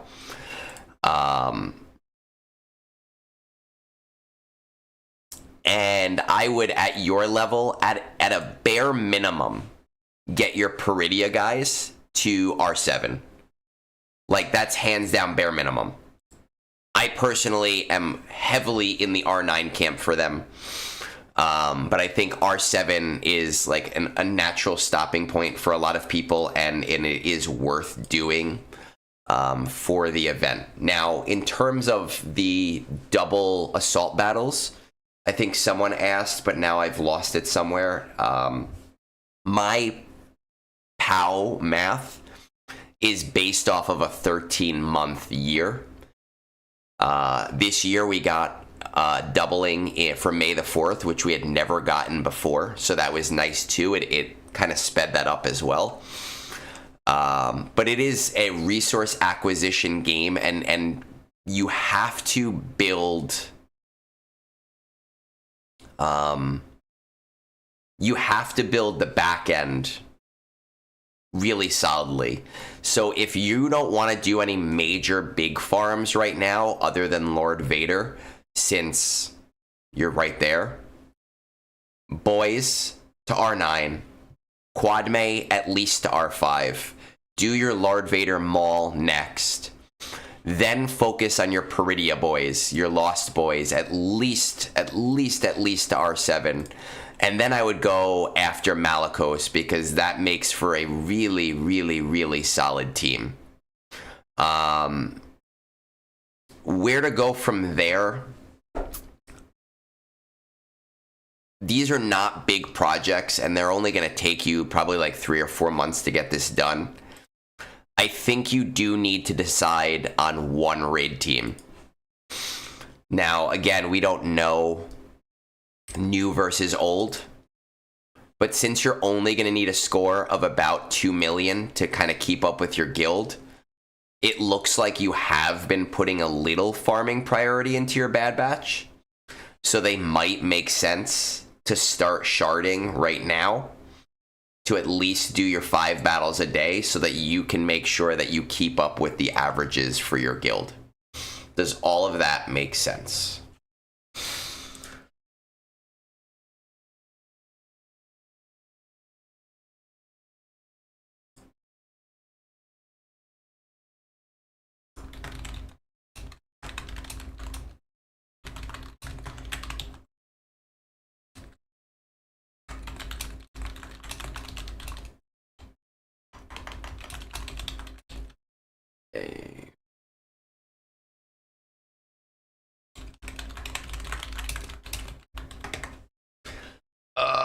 Yeah, that's...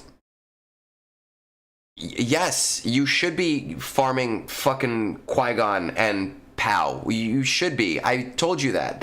It hurts me every time I go onto your account and I see them. But Jabba is more important. 100% Jabba is more important. All right, there you go, Tonik. Good. Let's go. We got RescuePanda up, right? A RescuePanda. Always farm the Poncho Brothers. The Poncho oh my god, the Poncho Brothers are so important. Where are we going? Ooh. We have a novel. What are we at? 152. So we're going to go to 153, right? So once again, we will stall to 153. Oh my god.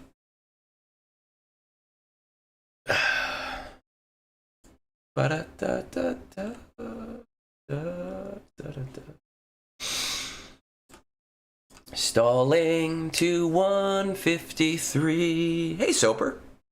Cheers, buddy. All right, we're at 153.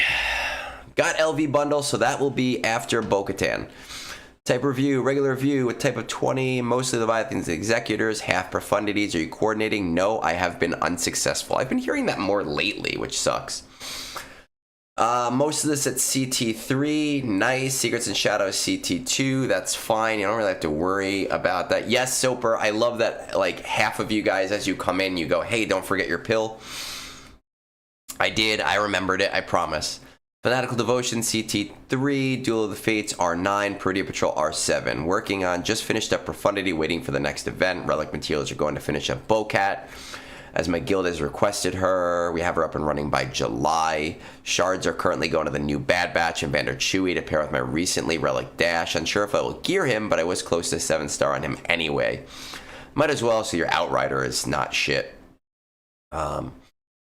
Are you dead set on continuing? I'm 100% dead set on finishing Bo-Kat, as it's a guild ass, but honestly do not know what to do with after the outside of maybe gearing for the raid as I farm them. I am open to any end and all ideas. How highly do you value efficiency? I've done quite a few fun farms recently, so I'm open to pure efficiency, as my last efficiency farm was Jabba. Are there any favorite characters? No, I'm 2 away from Malicos, Bane, QA Malgus is maybe 4. Last review, you had said to slowly work on farming Leviathan in the background when Malgus was on the account and ready. Being 4 months out, maybe that is the play, but also with the changes to the game, I'm recently unsure. Okay, all right. I'm going to step away for just a second to get a tissue, but I will be right back.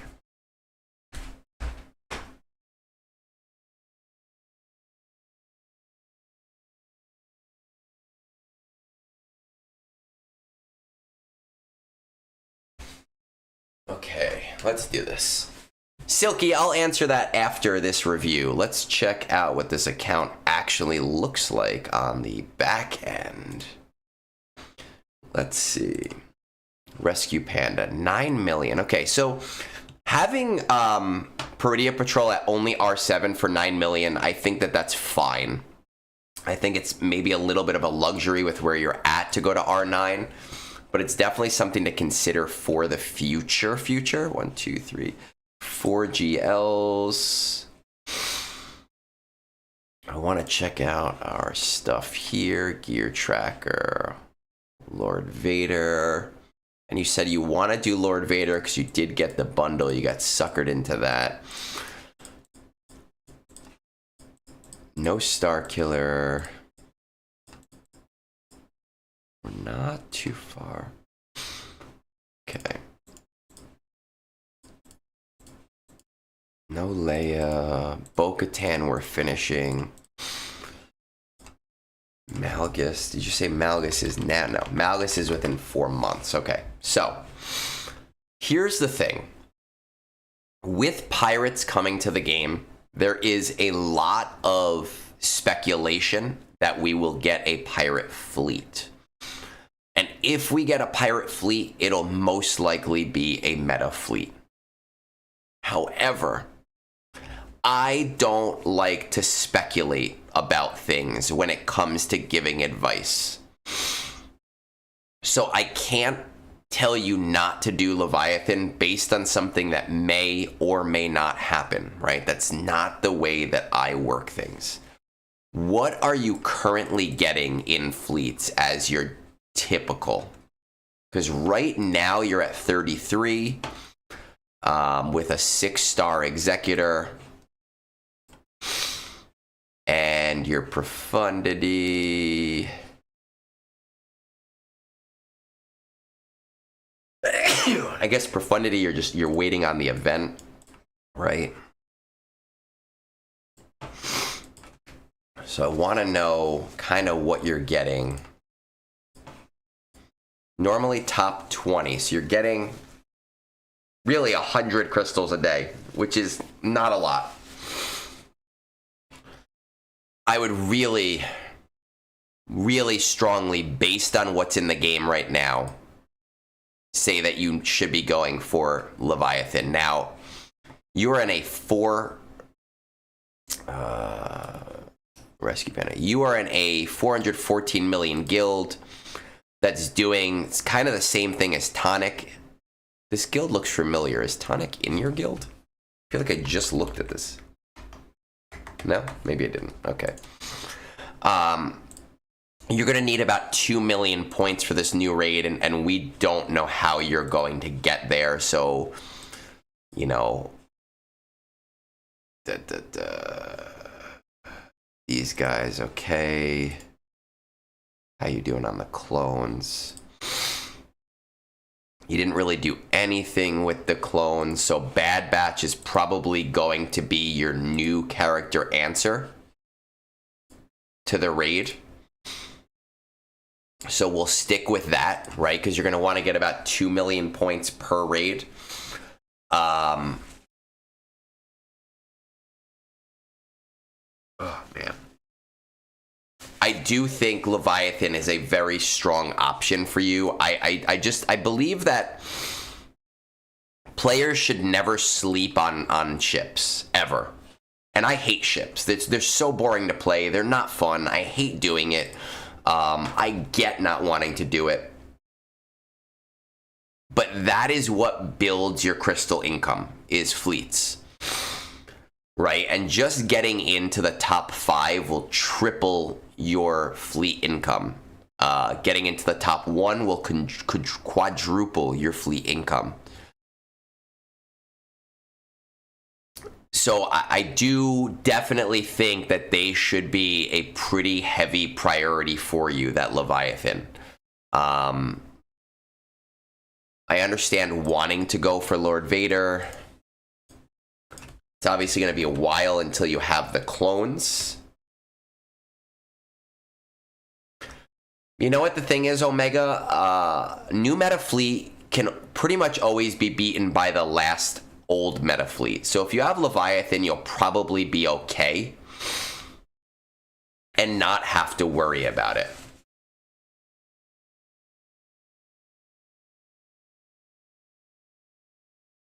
Vance, the only reason you don't need all this gear is that you only have so few characters unlocked.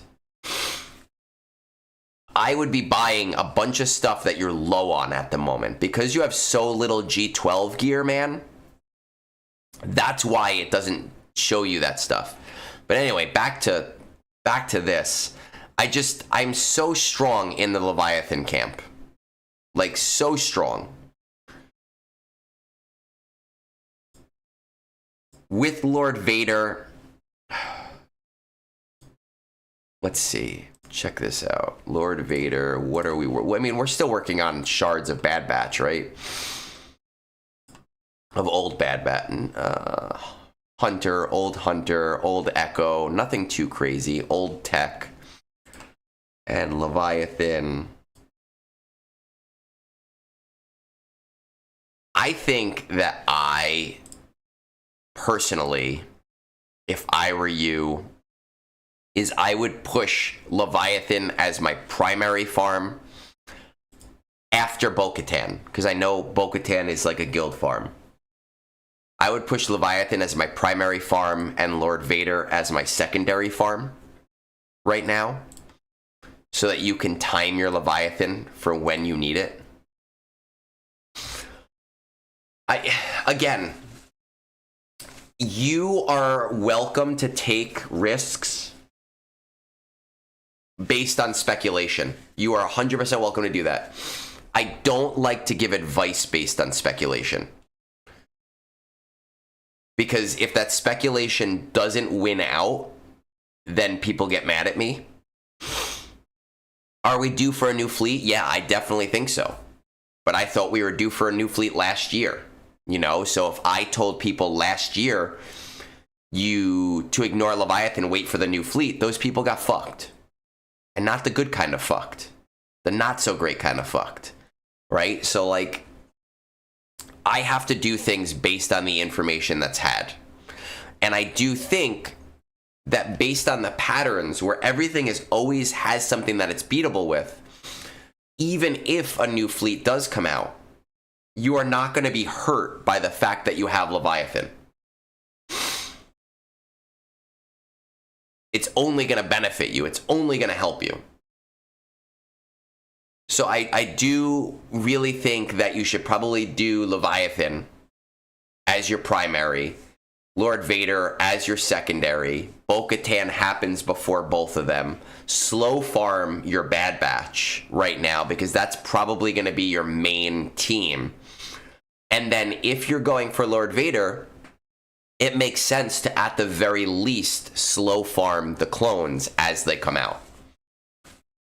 Right? Because that'll help you with the raid.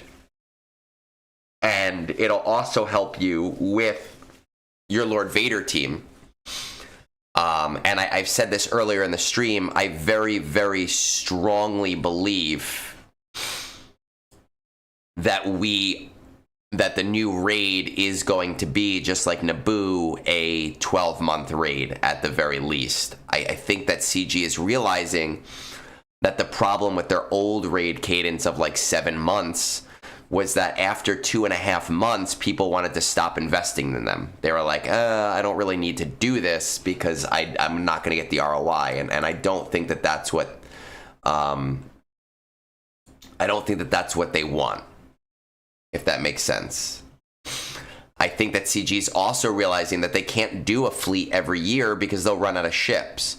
So that's where, like, my personal belief is that this year we're not getting a new fleet, and we're just going to get the Luthen ship as a profundity lifter.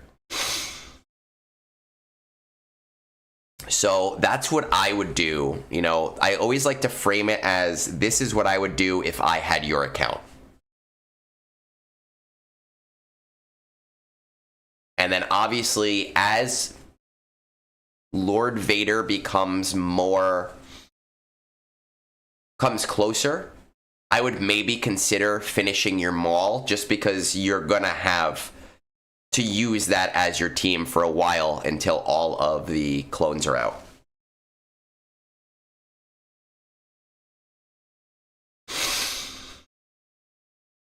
Yes, I was on your account today, Vance. I did. I did some of your stuff, a little bit of your stuff. Am I getting, I know that somebody asked me before, Silky asked if I'm getting Mace on first, when it first comes out, you know, and I'll show you. So Rescue, feel free, if you have any other questions, you know, to kind of ask them now while we're in the interim.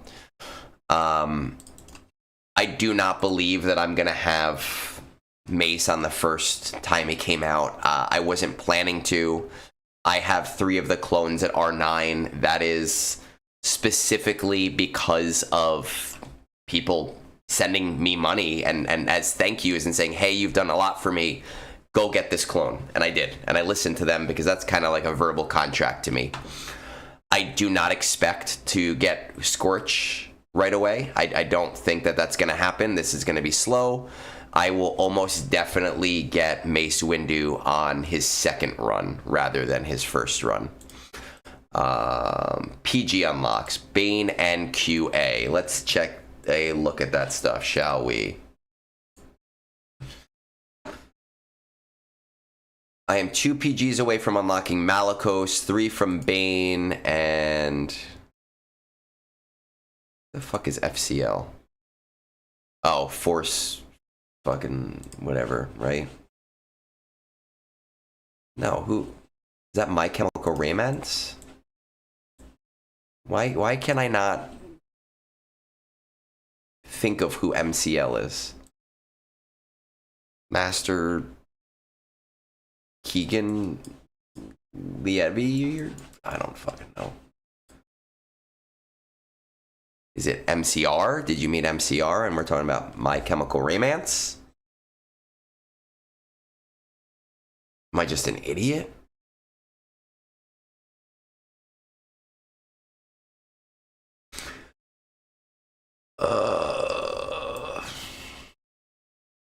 Jocasta, I mean, I don't think Jocasta is going to be really important to you unless you have, unless you're going for Mace, which you're not. So I wouldn't worry about that. I would say that Malicos is great, but not super important with where you are right now. Bane, super important. That on his own is him plus other Sith equals enemy team dies. Oh, the Fury class? Well, Fury class, I wasn't thinking of ships, because yes, you have to do the Fury class if you're getting Leviathan. Bane, you have to do when he comes out. That gives you a whole team on his own. QA, I would do because, well, QA, you already have the other 2 at R9, so kind of like I said, the Tonik, at least an R5, so that it's a usable team. And it's a GAC core team. You'll probably use it on offense, though, just because defense is all like R9s. Malgus you're going to want to do because of Fury class, Interceptor, and Leviathan. Jocasta, not really as important. Not for you anyway, not for where you are right now, if that all makes sense. Hopefully it makes sense. I don't always make sense.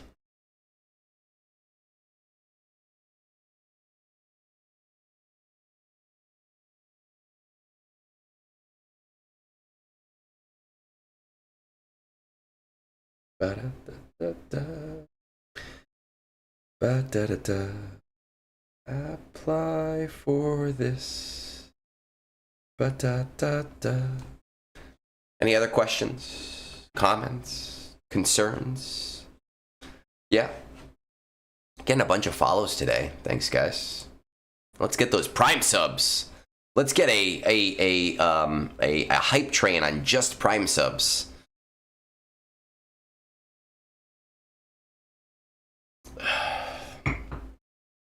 I think we're good, right? I think I've given you at least probably 6 months worth of stuff to work on. That's the thing, right? Like, I don't think Jocasta is going to be great for you until you have Jedi Vanguard, and that doesn't seem to be your priority. So, let her sit for right now. Not super important. Let's go on. We get to Sar. Sar is one of my buy me a beer buddies over here. When in doubt, buy beer memberships. Let's see. We're going to scroll on down to Sar, who I see has been posting a lot more on Discord recently. And I saw, I think, in the stream earlier, but I don't know if they are still here or not. It has been a long stream for me. We're going to wait till 2:11.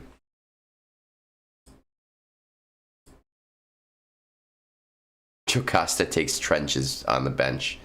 All right, we are at 2:11. Let's see. Thanks for everything you do. Top 20 of the fleet arena, all executors and leviathans. I get top 20 regularly, but struggle to climb consistently. We'll see if we can solve that. Are you coordinating? No, don't know how to, but it seems pretty static at my payout time. So again, I've said this before. One of the big things with fleet is nobody talks, right? It's not like the last time somebody talked was 5 months ago in my fleet shard. It's about this beautiful payout channel, and that payout channel also helps just for knowing who to hit and when to hit them. So even if you are consistently climbing, it's just nice because it might mean not getting errantly hit 2 hours before your payout because other people don't know your payout. On our Discord, if you type just Fleet Discord, it'll bring up a little 4-minute video on how to do that. If you want to reach out to your fleet at all. Assault battles, they are mostly in order except Secrets and Shadows. Duel of the Fates, Tier 3, Peridia, Tier 2. I hope that means R9 and R7. I really hope that that's what that means. Mods and crystal hoarding for the next while until I 7-star Leviathan. Just finished the requirements. After that, I feel pretty close to Profundity, JMK, and LV, so feel like I should move to one of them after I get Reva ready. Why have 2 instead of 1? I don't know what that means. I am actually looking and hoping to plug holes in my roster. I am Zeta poor and have a few R7s to get for my guild platoons to try and help us get to Reva, which is why she needs finishing off. Are you dead set? I'm literally open to anything after getting Reva ready. Even then, I'm open to a better project. How highly do you value efficiency? Very highly. I have most things in proving grounds. All right, let's take a look at this. I think we're around like 10 to 11 million, if I remember correctly. There we go. 10.3 million. We are, I will tell you, I'm not great at fleets, but if you look it up, there is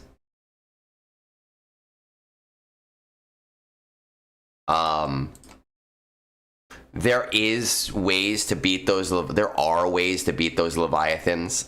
It's not really in my wheelhouse. No, I don't mean like why not. What I mean is like, hey, if like I happen to know the payouts of pretty much everyone close to me. So if I know that I need 2 battles anyway, right? And the guy at 6 has a payout in 3 hours, but the guy at 7 has a payout in 8 hours, I'm just gonna hit the guy at 7 because I'm gonna need the same amount of jumps. Really, it doesn't, because one's gonna bring me to 2 and then I have to go to 1, and one's gonna bring me to 3 instead of 1. So I just try to be conscious of who I'm hitting, but no hard and fast rule there really. let's check out the guild. 342. So raid, not really a priority, right? I'm assuming this is a raid that you want, a guild you want to be in, because you could almost definitely be in a much higher guild than this. So we're going to run off of that assumption that this is like a no holds, like I'm staying here. And the nice thing about that is, like, you don't really need to worry about being raid ready. Even if I were to say, like, you really should be in a different guild. Let's see. So, Leviathan, you are event ready. But this was, how many days ago? This was 5/9.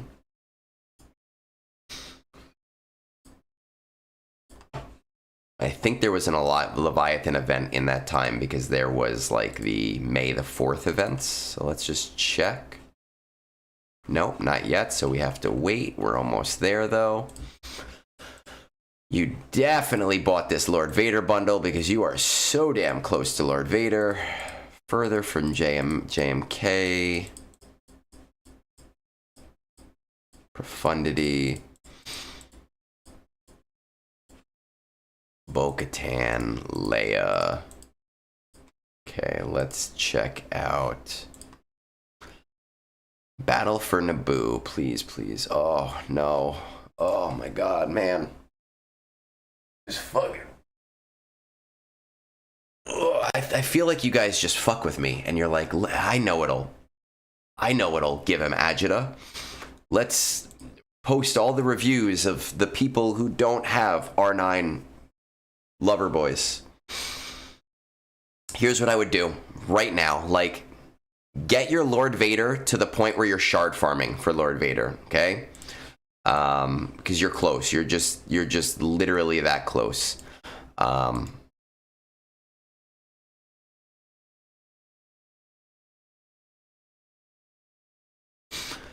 going to answer that, OE, in a second, because I do have an answer to that.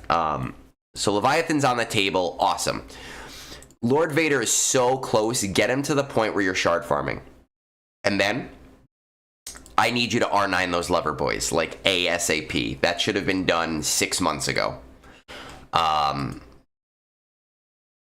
It's like non-negotiable. Get those lover boys up. Even if it means you have to wait on gearing your Lord Vader. I literally don't care. Lover boys more important right now. After doing the lover boys, after doing Lord Vader, I would definitely go for profundity and just leave it at 4 stars, so that while it's not important to you, you're getting free shards every week, or every week. That'd be nice. So you're getting free shards every month, and it'll be cheaper later on if you do have to 7-star it. Once you're done with that, I need your dead boys up. Right? These guys should be R7 at least. You have to worry about your resource acquisition. It is more important than anything. Reva ready, I understand. It looks like you're getting there. Like, you got to bring these guys to R7. I get it. Do this. If it's like a guild demand, fine. Do this first because it's a guild demand. But everything else I said should be in order. Lord Vader to shard farm, to currency farming, R9 your lover boys, gear your Lord Vader, go for profundity, keep it at 4 stars, and just get those free shards every month, and then your dead boys at least to R7. Essentially, you have to finish out the resource acquisition on your account. And those are just so incredibly important parts of the resource acquisition. I don't know what your intention is for Leviathan if you're planning on 7-starring it right away. If you do plan on 7-starring it right away, it's a fairly easy battle in terms of being able to keep up your crystal income. Is it something that's necessary? I mean, that's up to you. That's a personal choice. It's a lot of crystals, you know, so that more than anything, is its own thing. Let's look at the bottom here. In terms of shoring up little things, you know, well, I want to check out. It looks like you are building the clones a little bit, so that you'll have them sooner rather than later, which does mean, like, Maul is not as important for you.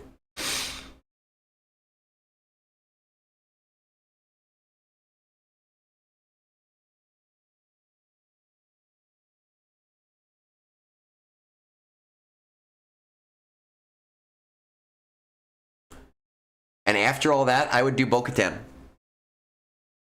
I would go after Bo-Katan, help your guild out, right? It's important. So these are all smaller end projects, honestly. It'll take you like 4 months. But that's what you should be doing right now. More than anything else. And come back in like 4 to 5 months. Again, raid prep is not really your priority if you're planning on staying in your guild. That is a personal choice, but your guild isn't really doing super in Naboo, and it is on the lower end of where you should be. So right now, don't stress it. As for being a shard enemy, yes, there's a lot of shitty people out there that just need to fucking grow up. I started out as a shard enemy, and because I just was playing the game. I didn't know. I wasn't the Egnards that I am now. And they would message me and say mean things. And what it came down to is I said to them, like, listen, guys, I don't want to screw over your payouts. But if I'm not in the chat, I don't know everybody's payouts. So if you're not going to invite me to the chat, I'm not intentionally destroying your payouts, but I am going to attack. My shard was smart enough at that point to say, okay, it does make sense to bring you in. I made it their problem. Right? They were making me a problem, and I made it their problem. And that was the way that I did things. Hey, Krieg. There's a lot of syllables. Krieg, light. That's only 3 syllables. Cheers! Yeah, it's been a good morning. Everybody's coming in, hanging out, saying hi. I enjoy it. Brunch is my favorite time of the week. But Sar, that's what I would do.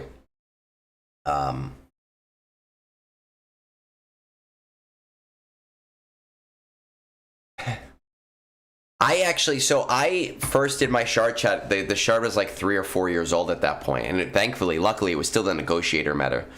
But I wasn't really playing serious before then, and they would like message me like stupid shit, and I just made it their problem. I was like, look, guys, I get it, I understand. I'm not here to fight you, but if you don't invite me in, how am I supposed to know how to help you? Some people do have power trips. Some people are mean, angry, stupid, shitty people, and fuck them. But I will also say that you have to take your licks a little bit when you're in a cooperative shard. So when I first started, I was taking 3rd every day because I didn't want to change my shard payout time, and I was happy to take 3rd. Now I moved my payout an hour for a totally unrelated reason. I take 1st. I'm happy. I'm good. But I honestly don't even get to 1st every day. Sometimes I just don't care. And as long as I'm in the top 5, I'm happy. Let's see. I just want to read this from my. We have about one. We'll finish between our 2, so I'm having people die.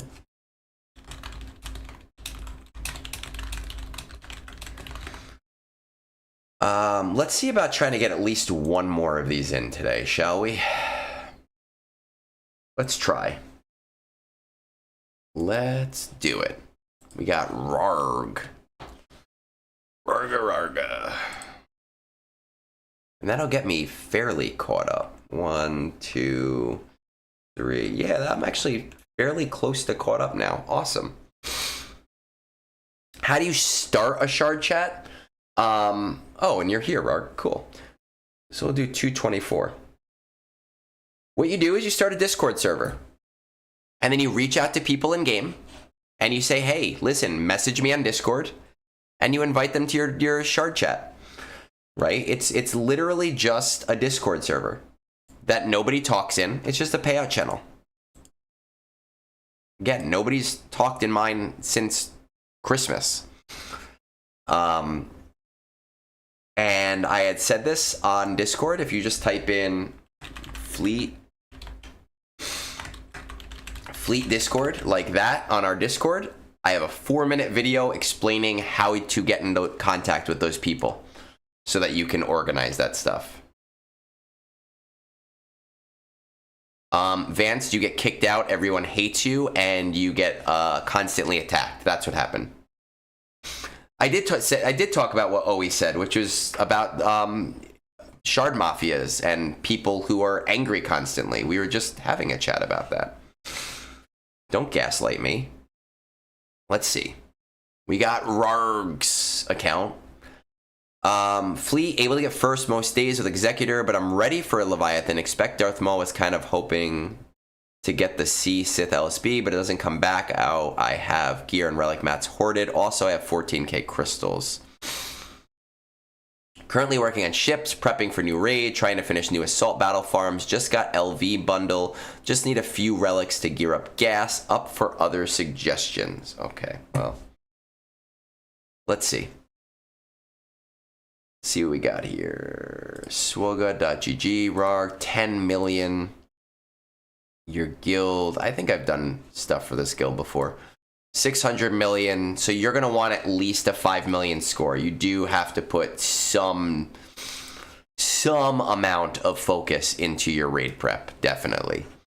1, 2, 3, 4, only 4 GL. Anytime I see like somebody that has only 4 GL at 10 million, it blows my mind. You have Profundity, you have Executor, you're very close to Leviathan. If you can get that by the next Leviathan event, I would definitely do that. C, not super important. JMK is great, but not super important. Obviously, Lord Vader, you bought the bundle, you're very close, I would go for it. Afra, not super important. Jar Jar, now not super important. Okay. Want to check out. You have been farming these, okay. How are we doing with the clones? You have been doing the clones, all right. Which is nice. So you have your raid prep in mind, right? With Bad Batch and clones. That should put you exactly where you need to be for your guild, if not higher than where you need to be for your guild. Obviously, I would really try to get Leviathan done by the next event, if it's possible, and then focus on your Lord Vader as well. When it comes to refreshing Leviathan, if you're able to get first, I don't know if I would spend 27,000 crystals to get it to 7 stars on the first day. Unless it's just like a quality of life, like I just need to, you know, I can't spend as much time with such a shitty counter, then I get it. If you're able to get it for most days, my thought process would be to like refresh it a couple of times a month to try to get as many shards for free as possible. But that is a personal choice. That's a personal decision. Are you going to fuck with me too and tell me you don't have...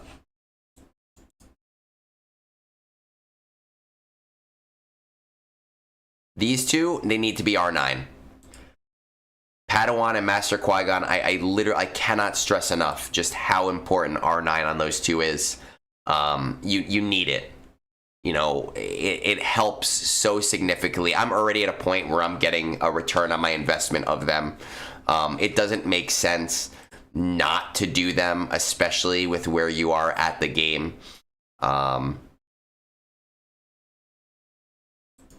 I would Leviathan first. Honestly, I would do Leviathan first, then I would do Padawan, Obi-Wan, Master Qui-Gon, then I would do Lord Vader. I know you mentioned something about assault battles. Are there specific ones for me to look at here? Because it looks like military might and ground war should be completely fine. You have Darkside Ray, so Places of Power should be completely fine. You have Jabba, so Rebel Roundup should be completely fine. Inquisitorius. You have Third Sister. Third Sister can do whatever that one is called, Force Moon. Your Night Sister should be able to do at least CT1 of Secrets and Shadows, so like that is the important tier there. Doesn't seem like you have too much you have to worry about. Captain.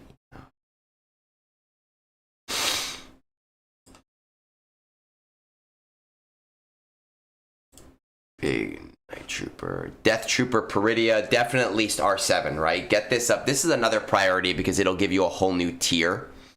The R7 tier of Peridia Patrol. Again, at your point in the game, I would take them to R9 also. That's just, I have a very strong feeling about that. But a lot of what you're doing right now, outside of those very small things, are going to be raid prep. And that's where the majority of your time, effort, and energy should be going right now, is making sure that you're able to hit the numbers that your guild is going to want you to hit. Now, Bad Batch, I think, is going to be a good team. You're going to need at least 2 teams. This is probably going to be like either an R5 or an R7 team for you. You have put some prominence here. Oppo should be farmable pretty soon. CX2, you have it 6 stars. You know, you might even get some of these shards over the next 2 months. Disguised Clone Trooper, Scorch, whatever it is. This is going to be like your R8 plus team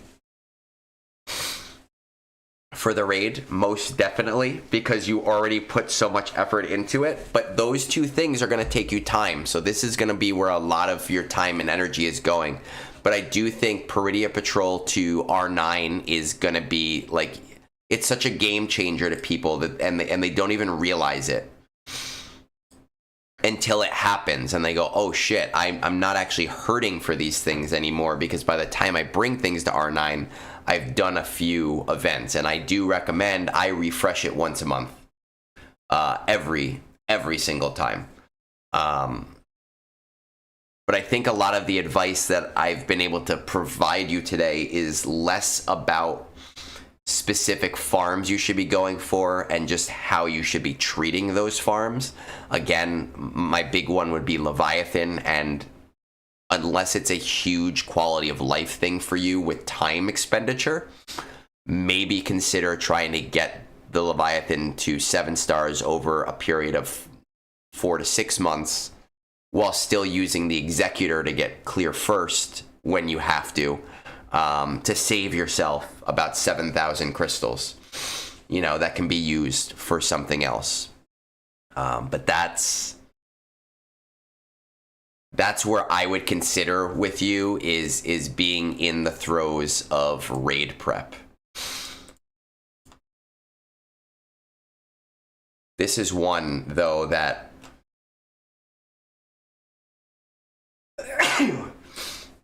you know, I would say mid to late term, once you have done all of that stuff, including getting yourself to where you need to be on the raid, I would seriously consider getting Leia to where she needs to be, because you have all of the other pieces of that rectangle, and she's just a solid GL overall.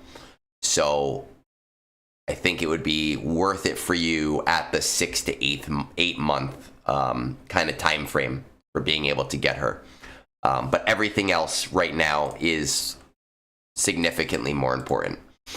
There are some that are more intense and have bots that tell when people who are labeled enemies move up, and even go so far to chain people, like my friend who would be at 9, then they would chain to 30. Yeah, look, there are definitely some really shitty people in some really, really shitty shards, and it sucks. Like it's a game. There are definitely people who do not treat other people as adults, um, and that's a shame. It really is. Ba-da-da-da-da. Da, da, da. I'm gonna just load this up because I think we have time. I don't hear my wife rustling upstairs yet.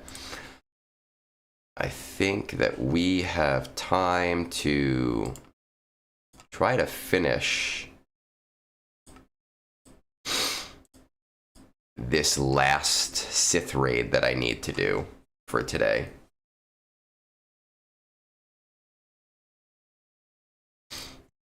Or this last, I should say the Sith run in my raid.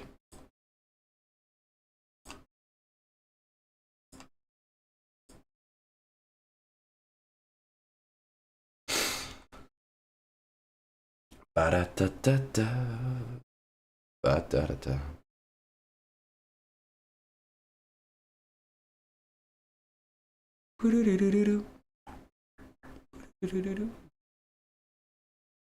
So let's... Come on. There we go. Let's get this last raid in, and then we'll call it a day. Shall we?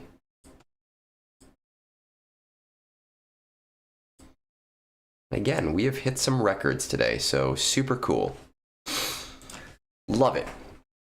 I love that people are finding brunch.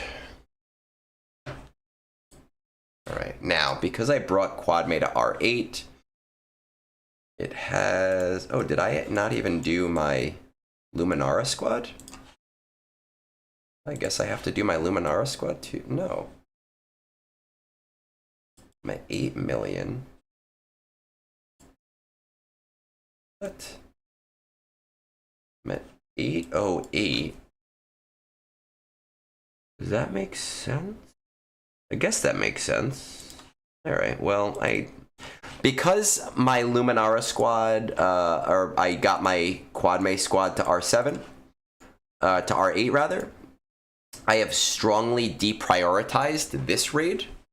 And what that means is that if I get a really nice run, awesome, cool, great for me. If I do not get a really nice run, I just don't even care anymore.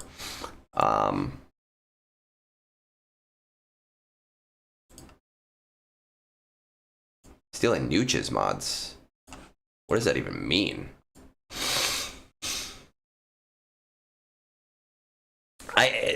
Unless somebody's bankrolling me, Mace is way too expensive for me. I am not doing it. You know, the only reason I have clones where they are right now is people Rabbit Beaver did a whole thing with me, and he bought me Disguised Clone Trooper. And that Ascension pack for CX2, I woke up one morning and someone was like, hey man, you've helped me out a ton. Go get yourself the Ascension pack, and great, I did it. The fuck?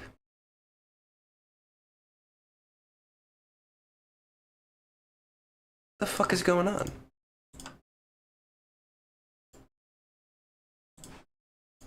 I don't see that happening for the characters coming up. So there's no way I'm getting Mace.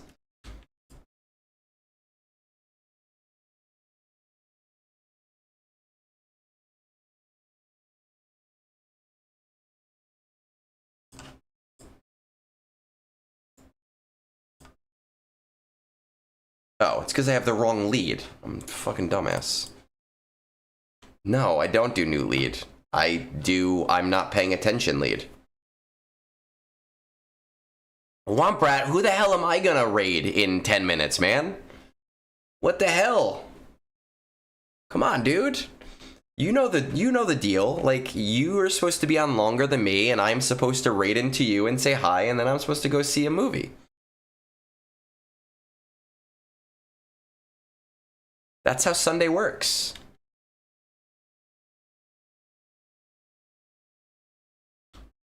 Yes, I know it's supposed to be this lead. I just wasn't paying attention.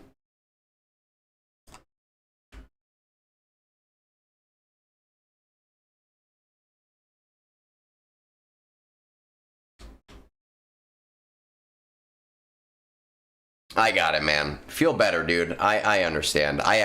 Maybe I got it from you, because I've been feeling sick this morning myself. Definitely got a little tickle in the back of my throat today.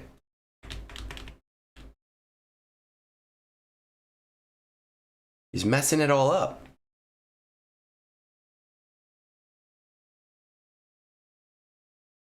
Who am I gonna raid now? The hell?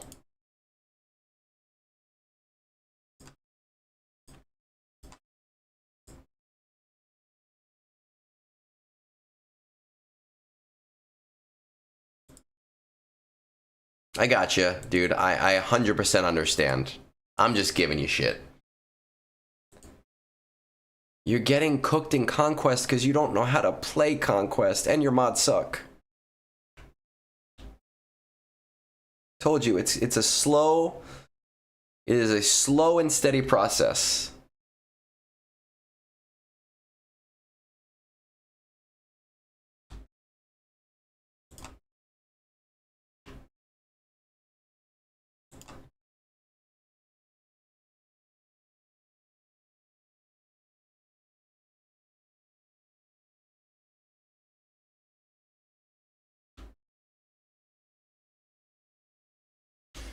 I don't have time for real video games. I wish I did.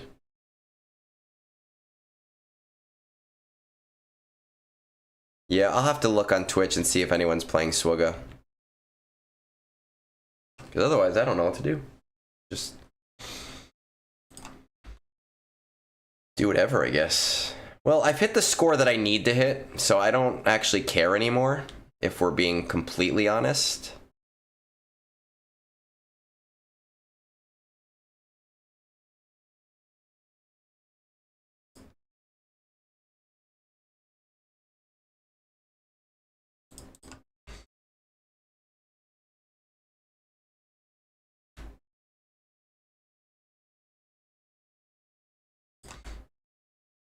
But I hate Jedi Fallen Order.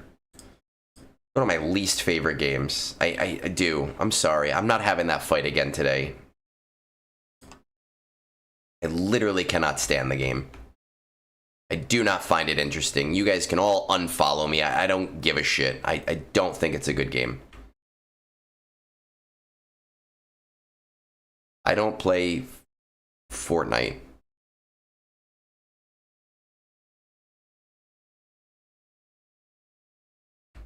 When you messaged me last night asking about Fallen Order, I was like, oh, I want to help her and be nice, but I hate this fucking game.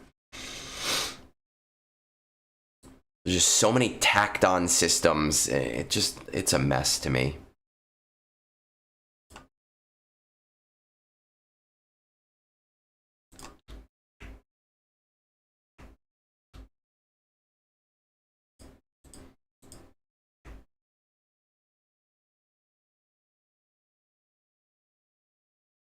Look at all these. I know, I've heard it before. People have said that I look a lot like Cal, and I hate them for it, and I feel like they just do it to piss me off.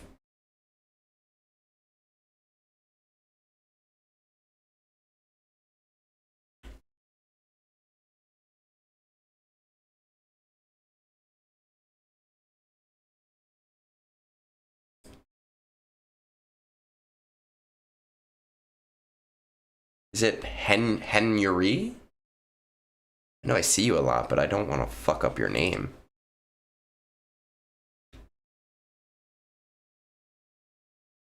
Henry. In a hurry? Like in a hurry? Hurry. Now I'm here making fun of people's names. That's not nice. I apologize. I haven't played it. I played one of the new Dooms for a very short time. I just didn't have the time. Oh, okay. I figured it was like a play on Henry. Look at this shit. This is such a shitty run, but it doesn't, you know what? It doesn't matter. because I don't need it to be a good run. I get my 8 million or my 8.5 million box. I'm happy.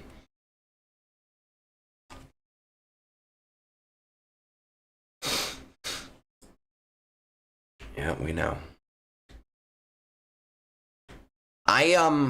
People like the B2 lead. Here's the deal. I'm happy with where I am in the raid, and I took Quad May to R8 for unrelated reasons, which means that I stopped caring about this run. I only needed to do like 400k, and then I get the box that I want to get. So I don't even care. I did exactly the box that I needed to get. If I maxed it, I could get the 9.72 box. It's just not worth it to me to do that. I don't, the time, the effort, the energy, and it's not worth it for me to level up more guys at this point for this raid. I'm so heavily invested in the new raid that I can't. We're gonna load our base loadout. Let's see what Twitch is looking like.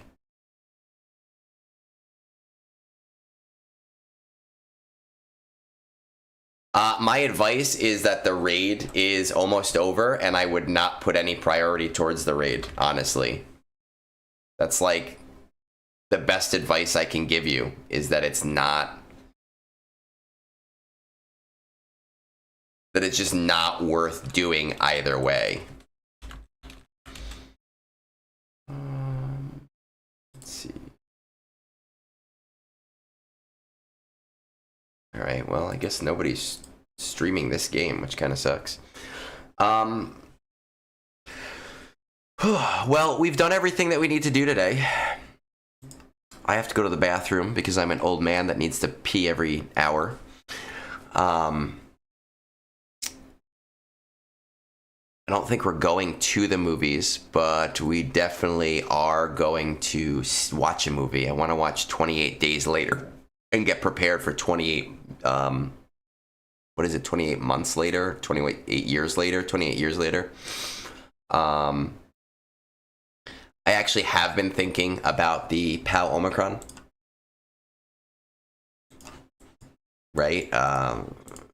Just to make my life a little bit easier. It is sitting right, look at all these Omicrons that I have. It's sitting right there waiting for me.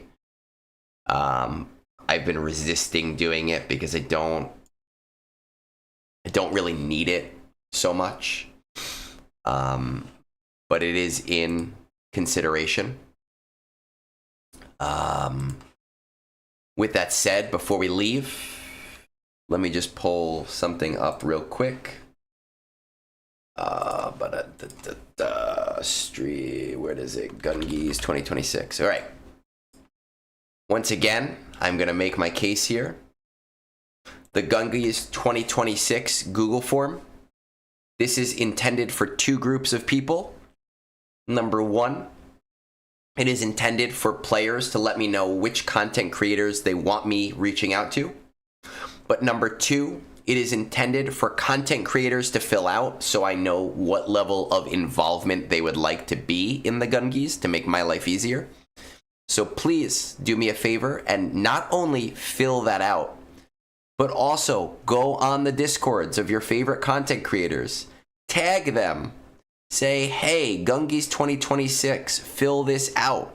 It will make my life so damn easy. This is my first step. Last year was such a pain in the ass talking to everybody.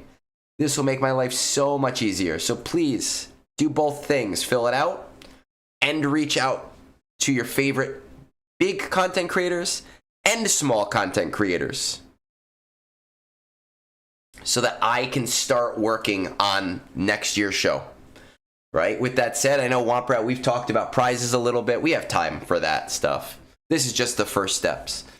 But with that said, the purpose of the form, this is a content creator form because it is intended as a game/content creator award show. So it helps me to know who and where to spend my time. And especially with small creators, I don't know who they all are. right? So if I don't know who all of them are, I don't know who to reach out to. You know what I mean? So this helps me to know where to look to find these people. And for the bigger creators, there were a few creators that ghosted me last year. And I was like, okay, fine, you do what you want. But if I see a lot of people wanting those people involved, I'm going to spend a little bit more effort towards reaching out to those people this year. I am looking to make this show so much crazier because we have so much more time involved in being able to set it up. And we have a lot of balls rolling trying to get this stuff set up. But I can only do it with the community's help. If the community doesn't help, if the community doesn't like fill these things out or tag their creators or talk to their creators, then it's going to be a mediocre show, right? So help me make this show be insane for next year. With that said, it is time for me to take my leave today. We hit a new record of 61 people on at a time between the two YouTube, Twitch, which is awesome. We normally see around 40. So fucking cool. I love it, guys. Let's keep growing. I love brunch. It's one of my favorite things to do. I will see you all next week. Have a great rest of your weekend.